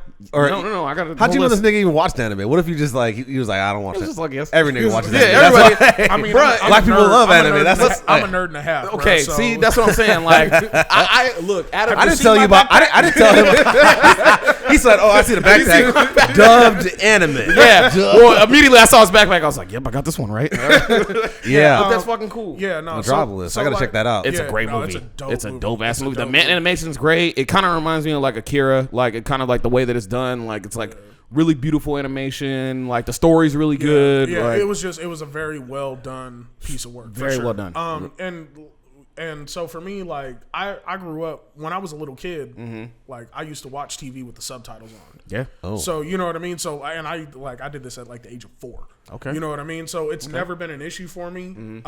With that being said, you know, I wasn't necessarily scrolling through, you know, Telemundo and Univision and stuff like that. But you know, for the animes that I have come across and stuff, if they're speaking in Japanese and I have the subtitle, it's not an issue for me. Okay. So Same here. I watch a lot of sub more than I do dub. Right. But the classics are better dubbed. Like, I feel like. Right. And I think that's the other part. And I think so for me, I'll say properly rated because and that's only because like there are some things to where there's those things that get lost in translation. Yes. All the time. Yes. And especially, you know, I mean, our language itself and Japanese, you know, I mean, there's certain phrases or expressions that they can say that, again, just like don't translate. They just don't translate. Yeah. So for me, properly rated. Okay. Yeah. I think I agree. You know, for anyone that's out there that is like, oh, sub and dub, it's like, well, why can't they be both? I mean, I don't understand this war. I think the community. It's like Androids versus iPhones. Well, so also, who cares? There's 2 different wars going on. There's the sub and dub community, so that's the first one. The second one is the people that read the mangas versus the people that watch the actual anime. Yeah. So it's like, you know me, I do both. Like, so because I like to read it because a lot of it's ahead, but I also like to watch it because I'm like, I want to see how this shit is animated. And so, but when it comes down to it, I will say there are certain shows that are dubbed that are like just done very well. Like the old school, like Dragon Ball, the Dragon Ball Z, Cowboy Bebop. It was like the voice acting was fucking amazing. Like, but there are some shows where I'm just like, yo, these voice actors piss me the fuck off. Right. Like I'm not even gonna lie to you, like the Japanese version of Naruto subbed is so much better. Like the American version just makes me angry, and it's just like. And then when you see the actual woman that does the voice of Naruto, she's like this like old like granny white lady. Like it's like crazy. Like you're like, what the fuck is this? Like, but she's obviously being a voice actor is like one of the things I really want to do, like trying to branch off from the show. But it's like you never know who's doing them until you see these people, and then you're like, what the fuck is happening here? Like it's just kind of just the way that it goes, but. They do some amazing voices, like the guy that plays Spike Spiegel from Cowboy Bebop, legendary like voice. Like, you know, Troy Baker, he's done the voice of like the Joker and like villains on different video games, and it's just like Mark Hamill too. Mark Hamill, like that's one of the longest. Mark Hamill's the fucking man. He's like, the Joker. Yeah, he's the Joker. Yeah, for sure. I'll 100%. like he's probably one of the best iconic voice Jokers like in the universe. Like I can't hear anything else other than the fact of like his laugh. Like it's insidious. Like it really is evil. Like, and it's just like, this is the nigga that's Luke Skywalker. Like, yeah, and that's the crazy part. Like, you know, for those of you that don't know, like, you know, Mark Hamill. Spoiler alert. Yeah. Spoiler alert. Guess what? Yeah, I mean, Mark Hamill is the Joker. So I kind of feel the same way you do. I feel like dubbed is properly rated. You know, even in some circumstances, like for some shows, like Full Metal Alchemist, Cowboy Bebop, like I think it's a little bit underrated sometimes because the voice actors, it's like, then I switch over to the Japanese version. I'm like, this is not the same. Like it just doesn't do it justice. You know, especially for old school like anime. Right, and I think some part of that also, and maybe the reason why we have our view on it as well is because, you know, we don't speak the language. You know what I mean? Like I don't speak Japanese. Yeah. I don't. Oh yeah. You know what I mean? Right, so exactly. so as far as, you know, everything that we've been exposed to over here, like the interpretation that the voice actors have done, like, hey, they've done it as well as I think they can. for me, and this is why I really do lean on dub to begin with, if it's a good dub, is that I can relate to the characters more just because they sound like me. You know? Yeah. I think, you know, I see this other avenues of media. I'm always trying to pressure him. I'm like, bro, you gotta listen, you gotta watch. He's like, bro, I'm down for that, but I'm always eating food when I'm watching TV. True. So like that, and you gotta hella pay attention, like kind of when like, you know, a lot of those shows are kind of happening, and it's just like, you know, you kind of feel bad. You're just like, fuck, I gotta rewind this for like the 150th time. So it's just a little bit of a. I'll watch a good. I mean, I don't mind watching sub though. I mean, it's not that bad. What were your top 3 favorite animes? I'm sorry. Sheesh. That's hard, huh? Well, because it's like I would say like it's. You don't even want to include Dragon Ball in there because it's like, yeah, of course Dragon Ball, right? Yeah, I mean you know, shout out to Toonami for being such a. I think Cartoon Network figured out the formula of how kids want to watch cartoons, and it fucking trips me out because it's like, once they realize they're like, we have a sub genre of like anime like that kids want to watch, and we're gonna put the shit on, and like it really changed a whole generation of children. It did. Hell yeah, it did. To being into anime. So like it's hard for me to pick my top 3, but of course Dragon Ball Z, like, you know, up until its entirety. I will say even Cowboy Bebop, like I'm a huge fan. Like, you know, it's for a show that's only 26 fucking episodes. Yeah, they did it well. It's made such a big ass impact. I'm gonna rewatch it. I haven't seen it in years. Yeah, bruh, like I rewatched the episode. I'll be working downstairs, like, you know, I'll put it on in the background because I'm just like, yo, these episodes are fucking iconic. Like, man, it's tough. It's really hard. I would say like, I mean, I'll name. One Piece is probably your One Piece is up there for me right now, and I came onto the One Piece train late, so it was just like. I tore my ACL and I was like bedridden. So I was just like, well, this seems like a good time to watch 9,000 episodes. Like, so ain't nothing else. Yeah, it's not like I'm running to go anywhere. Yeah. But so what it makes it easy, just like, you know, like a lot of these animes that go on for like 20 years, there's a lot of shit you could skip. So it actually helped me skip a lot of the filler shit. episodes. Yeah, all the filler, like, that don't mean anything. And then it was just like shit where I'm like seeing niggas running. I'm like, I'm fast forwarding through this. Like, y'all ain't talking about no interesting plot points. Right. Well, I think the other part too is like how the animes are built. Like Hunter x Hunter is one of them that's built like that, to where there's a lot of filler episodes. Man, that's what turned me off about it, really. But then you have shows like Attack on Titan that are, you know, fire. Yeah, exactly. You know what I mean? Man. But again, like you said, I think you said it best, is that Toonami did such a great job as far as being not only. Because the fact that it was an accessible channel, like everybody had Cartoon. If you had cable in your house, even if you had the AB switch, you had Cartoon Network in your house. You know what I mean? Yeah. Mm-hmm. So, you know, you were able to watch Samurai Champloo. You were able to watch, you know, Inuyasha. You know what I mean? Inuyasha. Yeah, you know what I mean. Up in here, bro. Yeah, bro. Can we? I was like, when are we gonna collect all the jewel shards? This is pissing me the fuck off. Like, how many demons do you got to kill? We just need to ignore that Toonami introduces the first harem anime of Tenchi Muyo. That nigga had hoes. My man had hoes. My nigga had, and they literally made a game. That was the whole anime. Yeah, that was the whole anime. 2 girls fighting over him. Yeah, bro, and it was just like, you know, they I think for a channel to introduce like a whole culture to so much shit, and then like the way it evolved, and then like it went away and then came back, and then it's just like I think that because the guy that plays Tom 2.0 or whatever, the robot. Yeah. He's a famous voice actor. I think he's the one that does the voice of Spike Spiegel. He is Spike. Yeah, he is Spike Spiegel. Like, you know, so it's like crazy to see that and how they set up the whole entire world. And then it was not only the animes, it was like the random shows that also came with it, like fucking like Dot Hack Sign and fucking was it Reboot? Like, you know, Reboot? Yeah, like Reboot. Like, you know, there was just so much that came along with it, and I think we were all these Canadian shows. We were fucking blessed as a culture to at least be able to live during that time. I mean, it was better than watching fucking Happy Days on Nick at Night. Oh my god!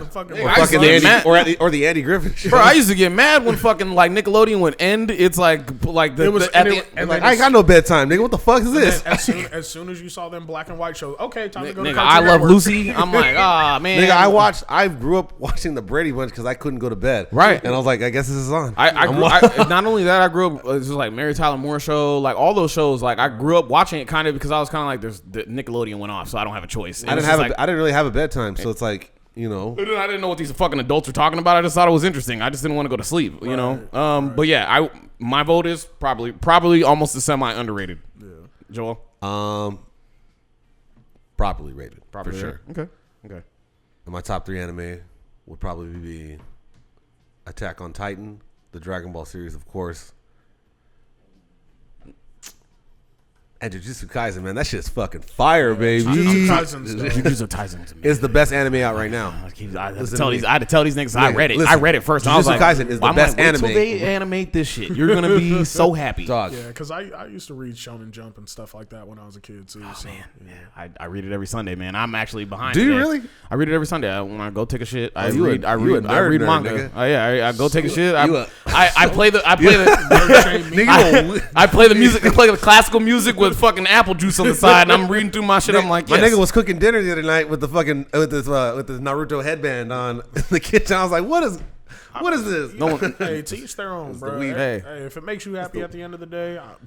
Anime and manga, Japanese culture has provided me with so much joy in my life. Like it's just great. Like it's so good. Like one of my boys, he that I worked with at the paint store. He got to study abroad in Japan. Man. So he went to Tokyo and Kyoto. I want to go to Japan. So I was supposed to go this year. Yeah, he said it was an experience and a half. We need to go. Yeah, I'm down. I need to get a passport. They say my passport next week. They said the perfect amount of time is like 10 days. They said that like that's enough time for you to go and experience shit. They're like, and there's guides I've seen on the internet and stuff like, you know, how to do it affordably, as far as like, you can eat at these places, but you don't got to eat all like expensive every time you're there. You can eat here for very cheap, and it's good food. Well, I think also over there you have the access to like a lot of street vendors and stuff. Yeah, exactly. Like too, so. Which is very inexpensive. Like, you know, for sure. Well, I mean, you can get a nice exchange rate for dollar to yen. I mean, that alone. I just want to go fucking touch that giant Gundam, bro. Like that shit look raw. I was like, oh, Gundam, bro. That one was top tier. Gundam, Gundam.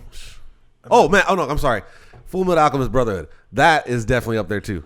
Oh, 100%. It's actually I'm gonna replace. I gotta replace one of those. Jujutsu Kaisen. I'm sorry, you're too new. But Full Metal Alchemist. That's Brotherhood. why I can't give it its roses just yet, because we have to see how it kind of plays out. It's still kind of like Attack on Titan, where it's just like it's not over yet. So it's just like they're great. They're great and amazing shows. Like, don't get me wrong. That's why it's like. But at the same time, these shows, unlike the other ones, they're very short. Like, so it's like. Because I think also trying to goat them already for one season. Yeah, I think because a lot of the things that they understand, I think about like animes they understand about people is just like the consumption rate's not what it used to be. Like they're not if you're still hanging on to One Piece, Naruto, all those things, like those were fucking shows the last 20, 15 years. But those are from the 90s. And those are from the 90s. Like our consumption rate as humans isn't the same as what it was. Like so they keep it's instantaneous, so they know like we're only going to be able to capture these people for 5 seasons. Any longer than that, we're playing with ourselves. Yeah, and it's going to become stale. It's going to become corny. Like, niggas ain't really going to be fucking with it like they used to. Like, it's just, you're running a dangerous game of it not being the same. Right. And, but like I said, I appreciate it. Even in the small chasm, it just sucks when shows like that, they're so good, they end, and you're just kind of like, fuck, well, now what am I going to do? So, yeah. I mean, I think it's properly rated. Well, I think it's good. All across the board. Our favorite subject, Tinder. Oh, shit. About to get a nigga Overrated, underrated, or properly rated, sir. Tinder. I don't want to Not to put you out on front. I don't want nothing to do with Not to put you out on Front Street. Nah, you good. Have you ever had a Tinder before? Of course I had a Tinder. He looked at me like, of course I pay my taxes. What the fuck you talking about, nigga? I don't got no Tinder. I mean, because again, like Tinder was like peak college. Like that was like 2013, 2014, 2015. So that was when that shit was still cracking. Brand new. That shit was cracking. Yeah. You know what I mean? Yeah. That shit was just like that motherfucker was Is it still cracking now or not? I mean, how's that work? From my experience, no. Yeah. It's not. It's kind of. It's like mind games. Like now. So when I was on Tinder, like I said, 13 probably through 15, 16, maybe like tail end of 16. That was good years. Yeah, exactly. Peak Tinder. Yeah. So and then like I started seeing like so many of like the bots and stuff like that, and I was fake just, chicks, bro. Yeah, like exactly. you're like, what is this? Like I know you're not real. Like bitch, I seen you on the hub last week. Like what you exactly? You know what I mean? Like, I know where these pictures come from. Oh, you an insta thought. You know what I mean? But no, so for me, I mean, I haven't been on Tinder probably for about 5 years. So I've been on it recently. Nigga. That place it's like you popped into something and you're just like, no one else is here. All right. So I'll say at this point, overrated. Yeah. I'll say overrated. But when it was cracking, yeah. Hey, let me expand that mile parameter, see what it hit for. So even take the age out a little bit. You know, like, hey, I know a 40-year-old that want to do something strange. Like, what's up? What's happening? You know, just saying. You know, like who wants to pay my college fund? Tinder at the time, like I said, those good years of it, it was. I mean, it served its purpose. You know what I mean? I missed the boat on that because it was just like I was in relationships for years. So that was the thing. Is like, so during that time I was in relationships. So it's like I was a whore. So. My man said like I'm a nasty man. Yeah. Mike always tells me like he like Joel. I'm like I mean because I look at him funny sometimes. He'll say something. I'm like Mike, what? Yeah, he's like, well, I'm a. He said no. He says this. Issues. He says He says I'm a deviant. I'm a deviant. I'm not. I mean, I'm not like other people. I'm not saying that to boast. I'm just telling you how it is. Yeah, like right? I've done some things. Yeah. Like, he's like, I've done some hellacious shit. Hey, bro. I think, hey, man, there's some stuff I can't really, there's some stuff I can't talk about. Off camera. Yeah, exactly. Anyway, we're gonna be fighting cases like, no. I got you. This stuff. It's not me. Oh shit. That's me talking to my girlfriend, bro. after this episode aired, I didn't do this stuff. So you use Tinder? Oh, so you like? So you got hoes, right? I ain't got no hoes. Nah, I don't got no hoes. What you mean? Nah, I use Bumble. So only if they want to talk to me.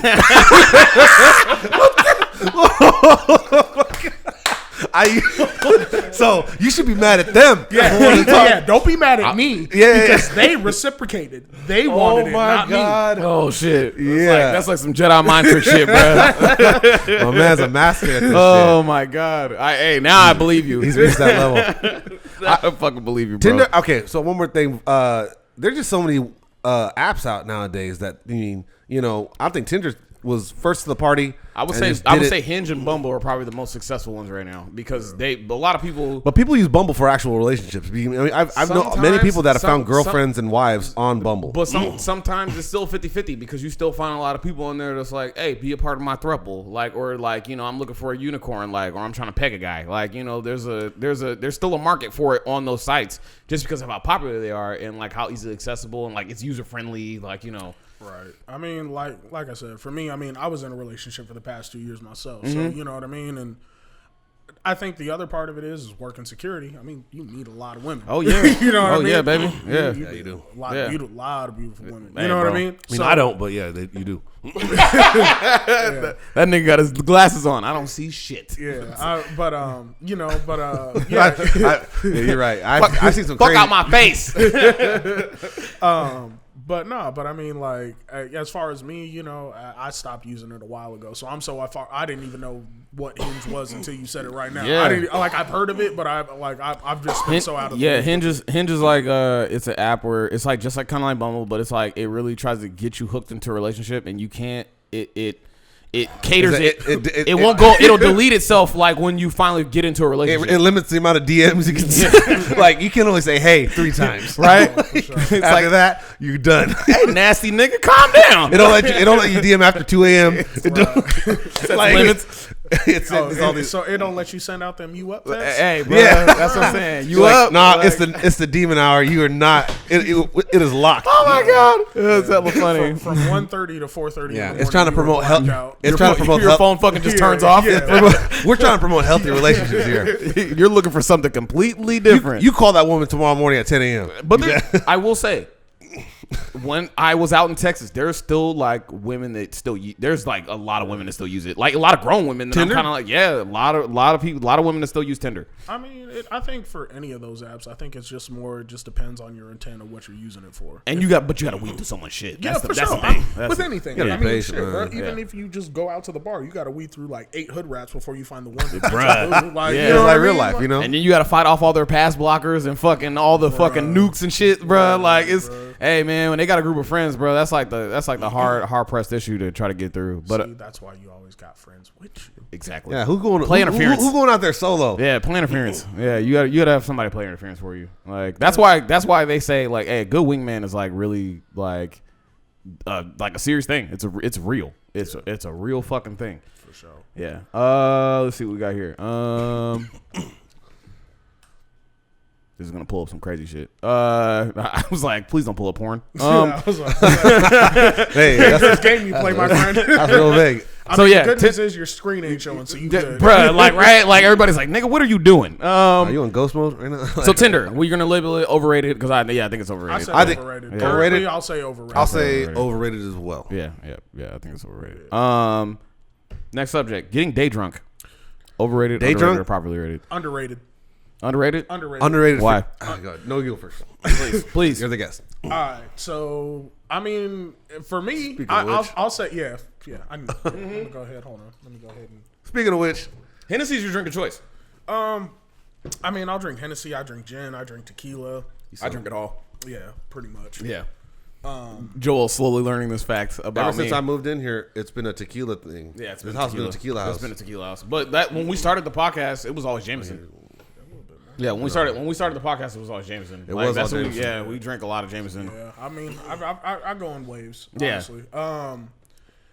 I'm sorry. What was the question again? Getting day drunk. Day drunk. Underrated. Underrated. Okay. Underrated for sure. And I'll say this. I think it's because it's like, especially we're getting older.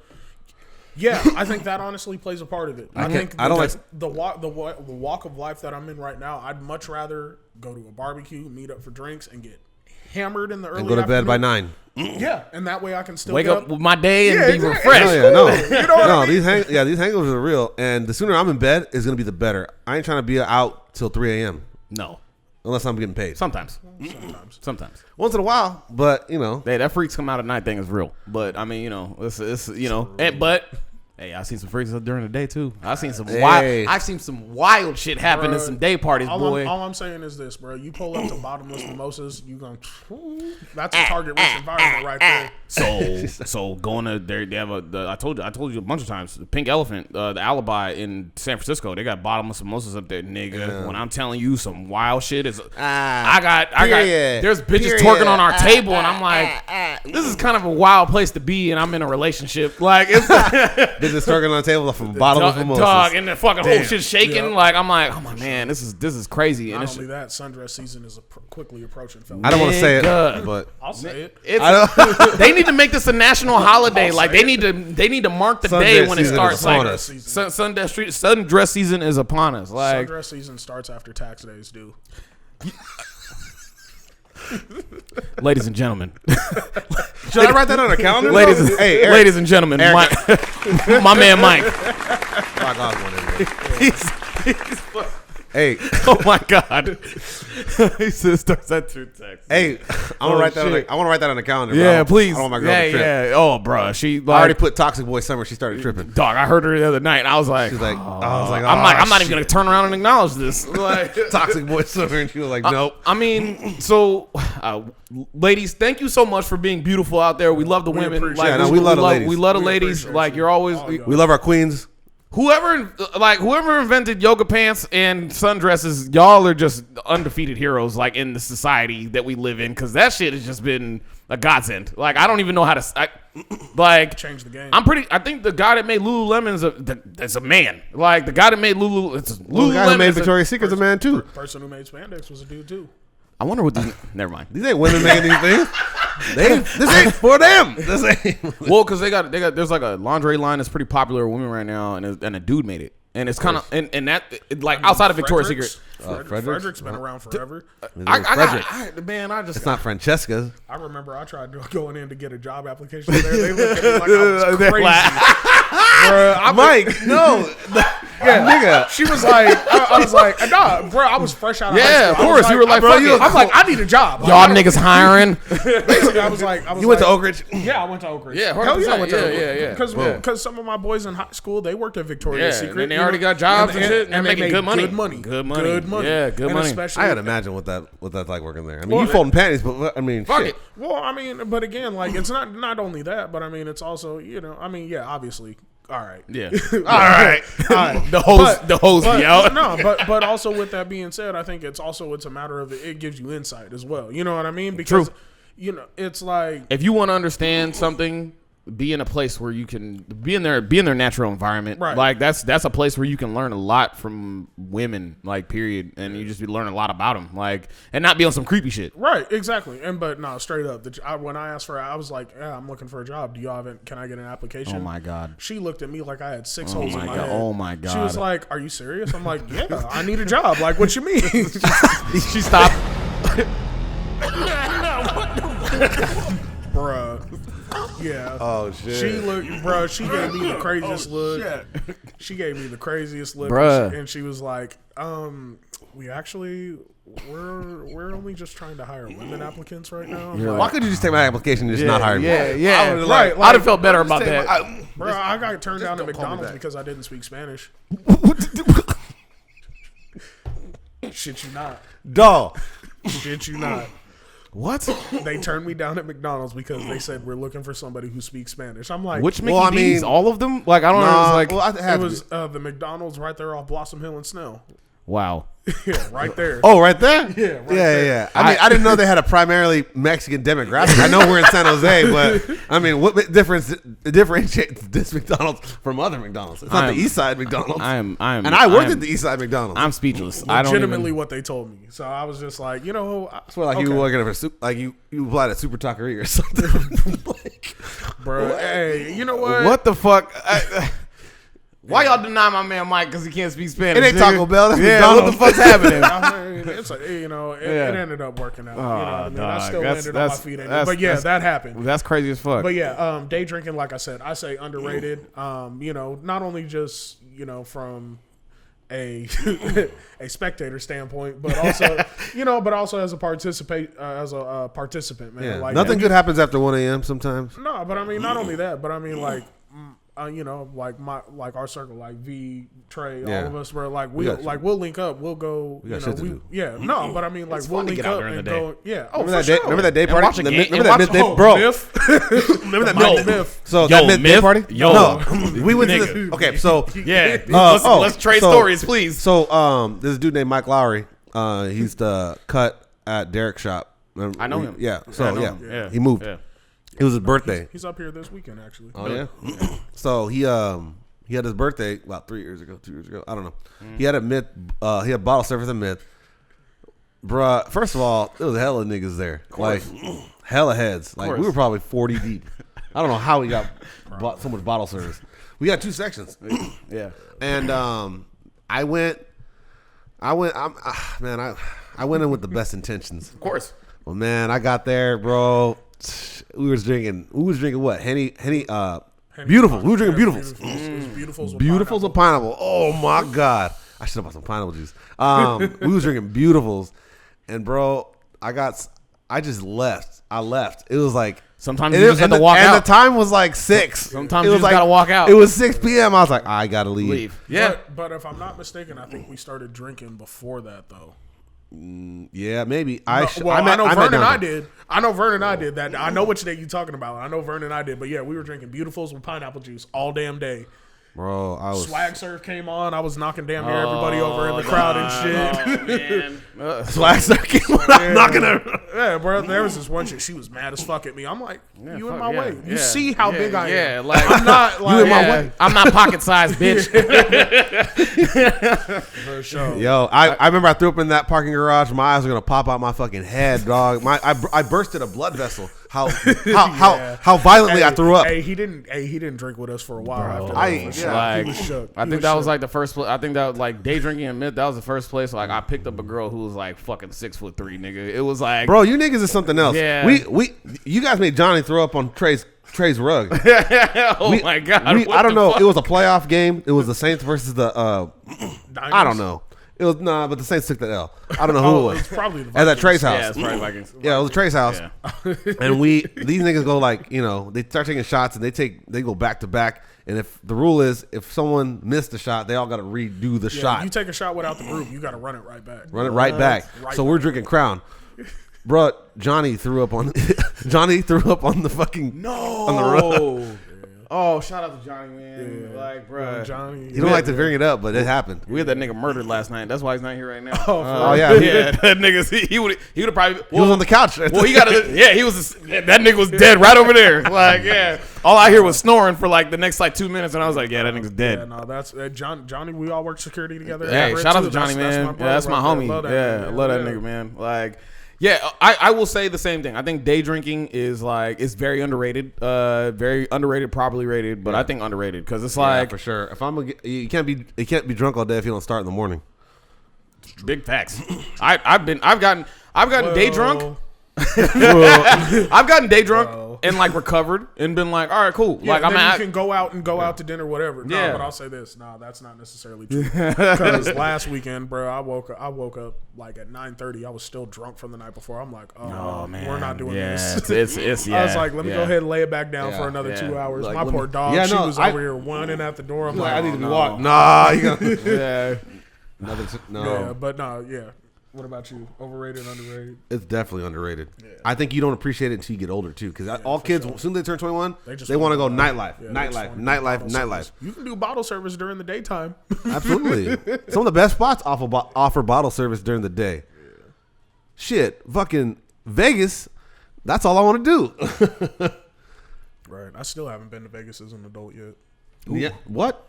Wait, what? Nigga. The last time I went to Vegas as like actually being out in Vegas, I was 9 years old. Jesus, bro. You gotta go. I'm overdue. You gotta go. You need to go now. It's open too. You gotta go. Man, for real. Over under done. We're gonna get into some topics now. Let's get to the top. Yeah. Yeah. It's just like this is the code. So I updated it to just the full. I know. I saw. So Yeah. So let's just. Oh, we don't want to talk about how the Florida man used his baby as a weapon. Yeah, I mean, if you Florida want. man. Yeah. Did you see that shit? Bruh, Florida man, one of the worst fucking supervillains on the planet. Hold on, time out. So Florida people are just it's out of control. So we're back. We took a pee because it was intense. break. Yeah, It it was a lot. It had to happen. Had to happen. So we can talk about Florida man, bro. That's fine. well, I mean, we used to have a segment on here that's like Florida man because it's the content and the information that you can derive from Florida. Yeah, because they have a public access base, so like literally you get all the the details crimes from the case. Yeah, and all the everything crimes like get that. reported. Yeah. Florida man. So what does Florida man do? Let me. Y'all heard about You sent me this article. Y'all heard about when Florida man tried to kill his neighbor with kindness? What? No, we didn't. Bruh. You didn't hear about that one? Wait, what? Oh, so to What is happening? So to establish, this took place in a trailer park. This is a real story. Yeah, this is a real story. Look it up. Florida tries to kill neighbor with It kindness. sounds like an episode of fucking, Right. So show. So long and the short of it is that there was a disagreement that took place in a trailer park between one Florida man and another. And when two Florida men come to It's a like head, it's kind of like when two Kamehameha waves come together. Yeah, there's that back and forth. it's like when Chuck Norris and Steven Seagal enter the same room. It's like too much badass in the same room and Right, it just blows the fuck up. Exactly. So basically, long and the short of it is, I guess they had an argument, they had a disagreement, and one Florida man decided he had enough of his shit. So he went back to his trailer, grabbed a machete, and wrote kindness on it in Sharpie and tried to kill his neighbor with kindness. Florida man. Oh, Wow. What a twist. Florida man. What a twist. What a twist. What a twist. Facts, bro. Look it up. After you done with the Florida man and the whatever he uses baby as a nunchuck. What happened? Oh my God. Oh wow. Yeah, bro. I'm so mad that he just told me that, and I'm just like thinking to myself like, it just puts so many visions in your head because you're just like, man, well, why? What? There's just Like the fact that he took the time to write out kindness on the blade.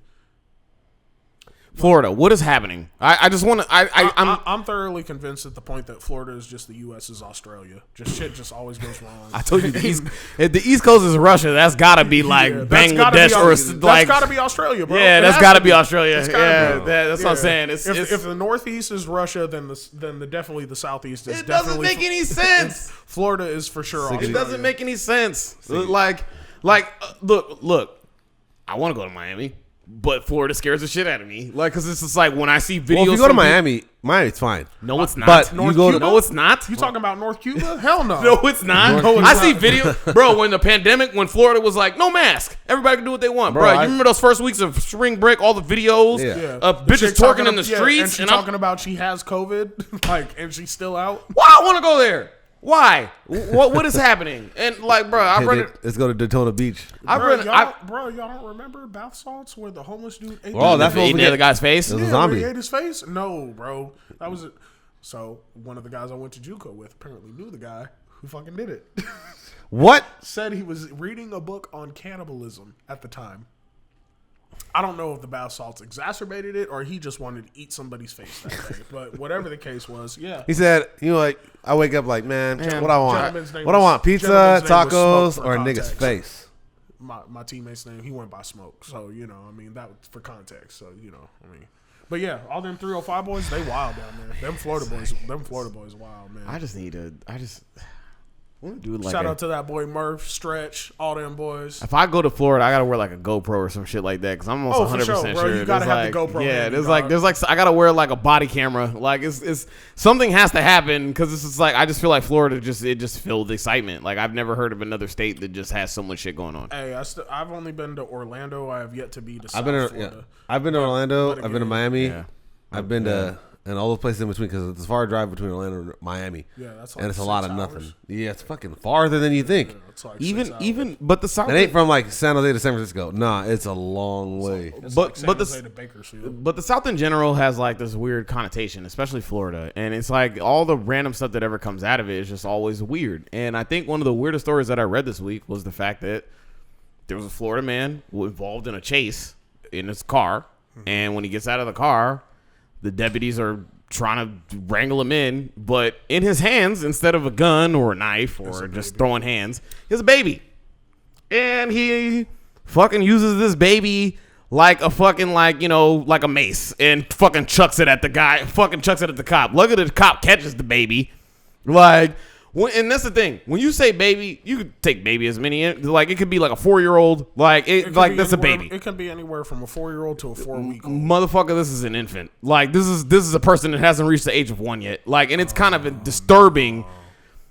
And the fucked up part was he's black. Anyway, I was about to say, he's a brother. I was about to say, yeah, it kind of pissed me the fuck off. I was like, fuck, man. I'm like, come on. John Henry James III was ultimately booked at local county jail on multiple charges, including battery on an officer and child abuse. Just goes hand in hand when you throw babies at niggas. Like, I'm just saying. Like, so did he like ninja star the baby? Like,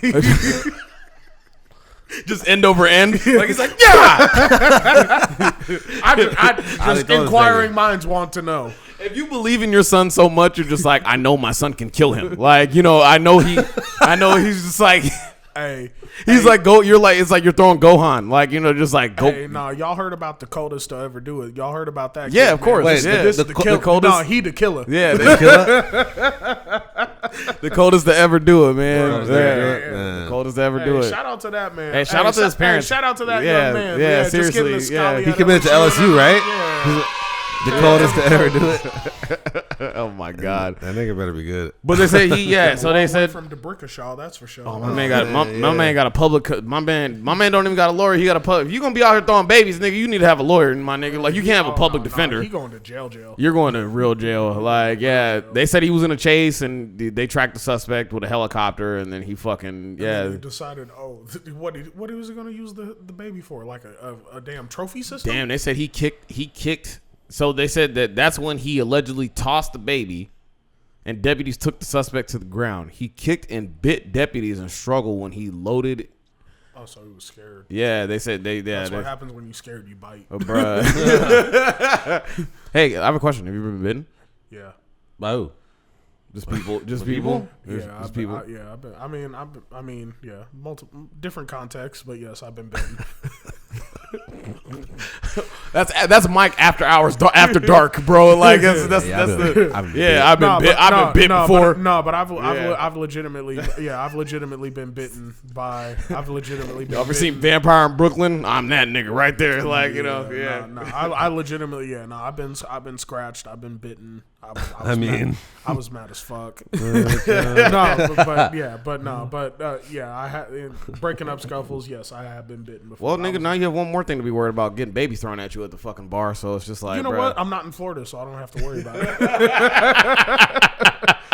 Hey, that's that place just screams Kids go home after 10 out here, so that's a thing.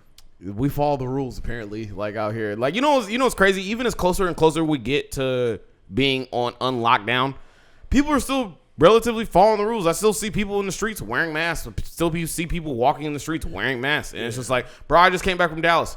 No one's wearing masks. Yeah, when I went out to El Paso, I mean, it was cool. I mean, but it was more of a suggestion. Exactly. It's like, if you want to, they're not going to stop you, but they're not going to stop you. The airport, they force you. In certain places, they force you. Because airports are federal. Exactly. Airports are federal. But, bro, at Target, I was like, man, I forgot my mask. The dude was like, you don't need it. I'm like, yes, I do. I'm like, I don't want to. Yes, I do. Like, yes, I do. And he was even funny when I walked into the store. Wait, who told you don't need a mask? The guy that was working the front door. Like, he's like, you don't need it. He's like, it's just like. At the airport? Hell yeah, I do at the airport. No, he said Target. Oh, yeah, Target? At Target, yeah. At Target, he was just like, you don't need one. And I was like, yeah, I do. But even funny enough, when I walked into the Target, there were still people wearing masks in there. Like, there's still a large percentage, I would say like 50-50, like of people there wearing masks. Like, every other person I walked by, they were still doing it. In the streets, not so much. Like, where they were clubbing at, like Deep Ellum, these motherfuckers were running free. Like, it was like the 70s. You ain't got to tell me, bro. I went out to New Orleans in September last year. Oh, yeah. Nigga. Bro, what, in the midst of a pandemic? Nigga. Peak pandemic. Yeah. PP. All you needed was so I'll say this. Once you were inside establishments, yes, you need to wear your mask, especially when you're going to and from, like, common areas. Right. But other than that... Mike steps off the plane, all of a sudden, he just had panties just slowly float on top of his head. He's like, well... Guess I don't need my normal mask anymore. Oh, shit. I need a redo. Yeah, he's like, I need a COVID shot now. No, I need my redo in New Orleans. I brought sand to the beach last time, so I need my redo. Yeah, okay. Yeah, we'll talk more about that. Yeah, for sure. That J. Cole album, was that fire or no? So I got halfway through it. I'll say this: it's not as good as Forest Hills Drive. That was a bold claim. That was a bold claim for them to say that was better than even before the album came out. I was like, what are y'all talking about? No, I was just based off because I got about 6 tracks in. Just based off that, it is not as good as Forest Hills Drive. It's not even good. Well, Forest Hills Drive is what we needed it to be at that time. It's kind of hard. It's like saying like Take Care is like as good as like Scorpion. Yeah. No. So Scorpion was kind of in J. Cole's catalog, and I'm talking from mixtapes all the way through. I'm talking Sideline Stories. I'm talking, what was the album after Forest Hills? Forest Hills. You got not Born Center. Was Born no Center? Born Center was the second. It was a sophomore album. Born Center was after Sidelines. Not KOD. Was KOD? KOD was the 4th album. It was the one before that. It was that one KOD. project. It was for not For Your Eyes Only. Yeah, For Your Eyes Only. Yeah, that's the one we were talking about. I love that album. Kind of. Yeah, I was like, So for me, I'll say this. So based on what I've listened to from this new album from Cole, I liked For Your Eyes Only better then I like this album. I kind of like KOD better than this album. KOD was the. I loved KOD. I liked KOD. Windows is my favorite fucking song. Off KOD? Like, yes. Windows. Was mine. Yeah, ATM is. Yeah, yeah. That whole album has slaps on it. They're all they had. Okay, so that album checked a lot of boxes as far as like it had lyrics, it had bangers for the radio, it had beats, it had beats, it had. You had your conscious songs like on there. If I was to show not only that, but I'll also say this is that the way Cole did KOD is that he did it in a way to where it was still he literally took the mumble rap rhythm. Yes, and excelled and introducing lyrics to it. He just made it so much better. Yeah, he made it better. Exactly. He made it so much better. Because if you listen to his cadence, it was literally the same thing as you'd hear as Pump, as all these new lils. Yep. And he took it and took it to another level that they never will be able to. Yeah. And I stand by that statement. Never will be able to. Bruh, like that's what I'm saying. His flow and cadence. But I also think that that's kind of what hampered him on this new album, because it was kind of like, look, man, like so I will say my most favorite songs is the beginning track with the Cameron intro. That shit was tight. Yeah. That was like from the banger. I was like, okay, this is great. Applying Pressure probably is like the next one up. Yeah, I heard that. That's one. probably the best one. Yeah. Punching the Clock is like my shit. Yeah, Punching the Clock is my shit. And there's some good tracks on that. I agree. Like I said, I got halfway through it and then I just kind of stopped because I was like, okay. Yeah, like, you know where he's coming from. Yeah. And then but that's what I'm saying. As far as like great albums go, KOD has so much replayability. Forest Hills has so much replayability. Like For Your Eyes Only has so much replayability. Like Born Sinner's like up and down. There's some songs on there where I got a soft spot for Born Born Sinner. I'll say this. So Born Sinner, when it first came out, I did not fuck with it. Neither did I. It took me going back to it later on for me to really because I needed to listen to it and this is kind of the thing that I like to do with new music that drops, especially if it's from some of my favorite artists. Like Cole is one of my favorite artists. Wale, he's another one who's up there for Kendrick. Yep. For sure. When he was K-Dot, when he dropped Compton State of Mind, I was listening to him. You know what I mean? Yeah. So, but with these newer albums, what I generally like to do is I like to give myself some time to let all the initial hype of the album itself coming out to where I can just listen to it. I think I'll give it another appreciate it. Yeah. Because I tried listening to the new album, and like I said, I just got to a point to where I was like, okay, like I hear what you're saying, but I feel like now I'm at the point to where now that it's been about a month out, I can go back, I can llisten to it and appreciate it more, and then make my full informed decision as well, and dissect it a little bit more. Like I think that was like kind of what I did was so usually what I do, I'll listen to it the whole way through, and then I'll stop listening to it and I'll just incubate for a while. Right. I'll just be like, I'll listen to it the whole way through, and I'm just like, all right, I'm gonna listen to some other shit and just kind of see the vibes. Then I'll go back, and then finally give it the other listens and be like, okay. Like, you know, and I did that recently. I've done it a couple times. Like, you know, I've listened to the album like through and through, and like, you know, like kind of I hear what Cole's doing. I love the new direction that he's going on a lot of the stuff. I love the beats like that he uses on a lot of the shit. I don't know if he's still like wholeheartedly producing all his shit, because I don't think some of them I do think he is, but some of them I don't. But I will say for me, like you said, man, Forest Hills has a special place for sure as an album on his catalog where it's like, man, you set the bar really high. And then the albums that came after weren't trash either. No. Like, I just think that when Forest Hills came out, it was special for that time. It was special for the time in my life. Yeah. For sure. I can't speak for anyone else, but it was very special. And I think also with that being said, I think with albums and when they come out, I think the other part that makes them stand out so much for individuals is it depends on where that individual was in absolutely that time. And I always refer back to Take Care from Drake. Good Kid, Mad City. Yeah. That was around. Yep. Yeah. Careless World. I mean, Careless World to me is still one of Tyga's best projects. And, you know, and I know a lot of people who feel a certain type of way about Tyga. They feel he's overrated, whatever the case is. Shit, I don't. But I love his music. But Careless World, that was one of those albums that came out because everybody just thought it was Rack City. No, like Kings and Queens. Kings and Queens, bro, to this day day is still in my playlist. You know what I mean? Like Wale. To me, Wale, he is one of those underrated artists. And he don't get that Seinfeld album is always more about nothing. More about nothing. Or even mixtape about nothing. Both of them. The mixtape about nothing. More about nothing. More about nothing was the mixtape that was good enough to be an album. It was. Yeah. And then when he did when he did the album about nothing, even then, all those years after the fact, it was still a quality album. Even for Lauren was still a good album.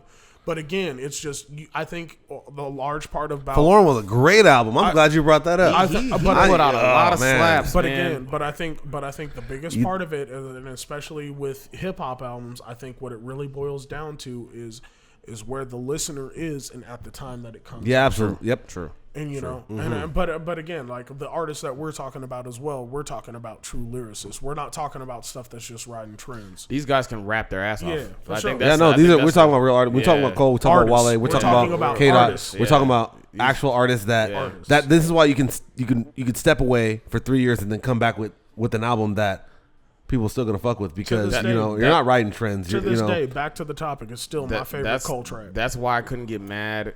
That's why I couldn't wholeheartedly get mad at Kendrick could come back in 10 years and drop an album. Well, that's why I couldn't wholeheartedly get mad. Niggas like Nas drop albums like the reason new albums. So I remember, like I told you, I'm like, I know the reason why Kendrick, like someone explained it to me, and like I think even I watched a video on it. They're just like, everybody's waiting for Kendrick to come back, and I was just like, they're like, well, you might have to wait because it's just like Kendrick dropped an album like almost every single year, or if it's not an album, it was a mixtape, like up until like 2018, and then it was just like now it's just like he gone silent. I'm like, yeah, he could probably take a break. Like his catalog. I'm like, yeah, we want him to come back as bad as we do, but I'm just like, this nigga just had a kid. Right. Like he's living his life. Yeah, we were just stuck in a pandemic. We were just stuck in that's what I'm saying. We were just stuck in a pandemic. How are you supposed to be able to write raps and you haven't been able to go out there and experience shit? Right. So it's just like all you do is just watch shit that comes on the news, and it's just like, well, you could do those albums. He did that album already. You did what the current climate of the country was with To Pimp a Butterfly, and then parts of Damn. And that's what I'm saying. Damn, for sure. You got the Grammys for that. Now it's like you're still on that conscious shit, but it's going to be more reflective of like what the now current state of shit is. But you got to go out there and experience it. So what's that going to look like? A lot of people it's gonna come out a very different way, and that's what I'm saying for Cole. Like, because he said that he's probably going to stop after the fall off or something like that. He has an album schedule of like what the name of his albums are, and I think he said that he's gonna stop after the fall off. Like he's just like he's gonna do the Jay-Z thing and just kind of like kind of pan his way out. Yeah, man, like you're gonna be the most wanted feature in the rap game. That's what Jay-Z is. You're gonna be the most that's for a lot of people. Once you reach a certain status, you become a feature guy, and then you're just like, well, you want to pay for my features, $1 million, and but guess what? You get me for a video and all this other crazy shit, like blah blah blah. I wouldn't mind if Cole was that dude, because guess what? You went platinum with no features, and now if you get to be the feature guy on everybody else's shit, you get to bring your group up, Dreamville, all of it. I was about to say, case in point, Revenge of the Dreamers. Amazing, man. I loved that album. Even when they did the deluxe, I was like, this shit slaps. I was like, this is amazing. That's what I'm saying, bro. Like, Cole is definitely one of those rappers to where he's earned that right. Oh, 100%. Absolutely. There's some people that you're like, hey man, you can tap out. It's cool. Yeah. I think I want to end it right here. That's fine. Yeah. Well, shit, fellas. Appreciate y'all having me on. Man, wait, hold on. This is a good episode. This is a very good episode. And I say that every episode, but I mean, none of them disappoint. They don't disappoint. They always keep getting better. They keep getting better and better. Mike came on here and like literally drops bars. Yeah. As far as I'm gonna have to go back and I don't go back and watch every episode. I watch a little bit of it. I mean, editing this is gonna be very fun. No, I want to edit. I'm gonna edit this with you. Don't edit this without me because there's some things that I want to cut out. But also that I want to make sure that I hear again because man, this guy. Sorry, that shit made me laugh. Don't worry, we'll take it out of there. No, we'll talk about that. But also, my man came. Niggas is the feds. My man came on here and dropped some bars. Yeah, you did. That I want to get tattooed on my body. Hey, man. Honestly, like I couldn't be more happier with the way the show came out, and I'm happy. My man's is happy. Day's going well. Everything's lovely, man. But I appreciate you coming on. Joel. He brought you on here, and I hey man, I can only say I'm just graced with your presence. You know, appreciate it, bro. Thank you. Yeah, it's good to know you, man. Hell yeah, absolutely. Joel, do you have any last words like to say to the people? Nah, man. Just like I'm glad I had my boy Mike on. Mike, if you want people to follow you, you want to tell them what your ad is, or you like, or you cool off that shit? I mean, it's like I was saying earlier. Usually people have this is the promo time, but you have nothing to promote. I mean, like I said, I mean, I'm way doper in real life than I am on social media. So it's Mike Oz 90, MikeOz 90. If y'all feel so inclined, But if follow y'all, my man. But if y'all really want to tap in with me, best believe I'm always down for a good time. I'm always down for the vibe. So if you see him out in San Jose working security, say hi to him and be very nice. And don't act respect the ass. Don't act the ass. Respect the rules, motherfuckers. Like let's keep it cool. Like don't get bounced up out of there. And if you are a person that's ever been bounced out by Mike, I will tell you right now, give this man his flowers. He had a reason for getting you up out of there. He not removing you from the shit. You were acting an ass. You spit on the floor because you're a nasty motherfucker. That's what you are. You know who you are. Okay, that's what I'm saying. This man isn't gonna bounce you out of the club for no reason. Okay, so I don't believe that. But honestly, thank you so much, man. I appreciate you coming on, brother. Yeah, I mean, the kids love it. But thank you, man. Everybody, this has been another episode of the Dope Theory Podcast. This is your boy, the one leg bandit, Eric Woodruff, and Joe Easy. Yes, indeed. And this has been Mike Osborne on here. Yes, indeed. Yes, indeed. We appreciate you. I love your shirt, by the way. I meant to tell you earlier. I love everybody's shirts on here. This is kind of crazy. Honestly, it's been a great show, and I appreciate everybody. And thank you so much for the love. And peace out, everybody. Yes, indeed. Yep.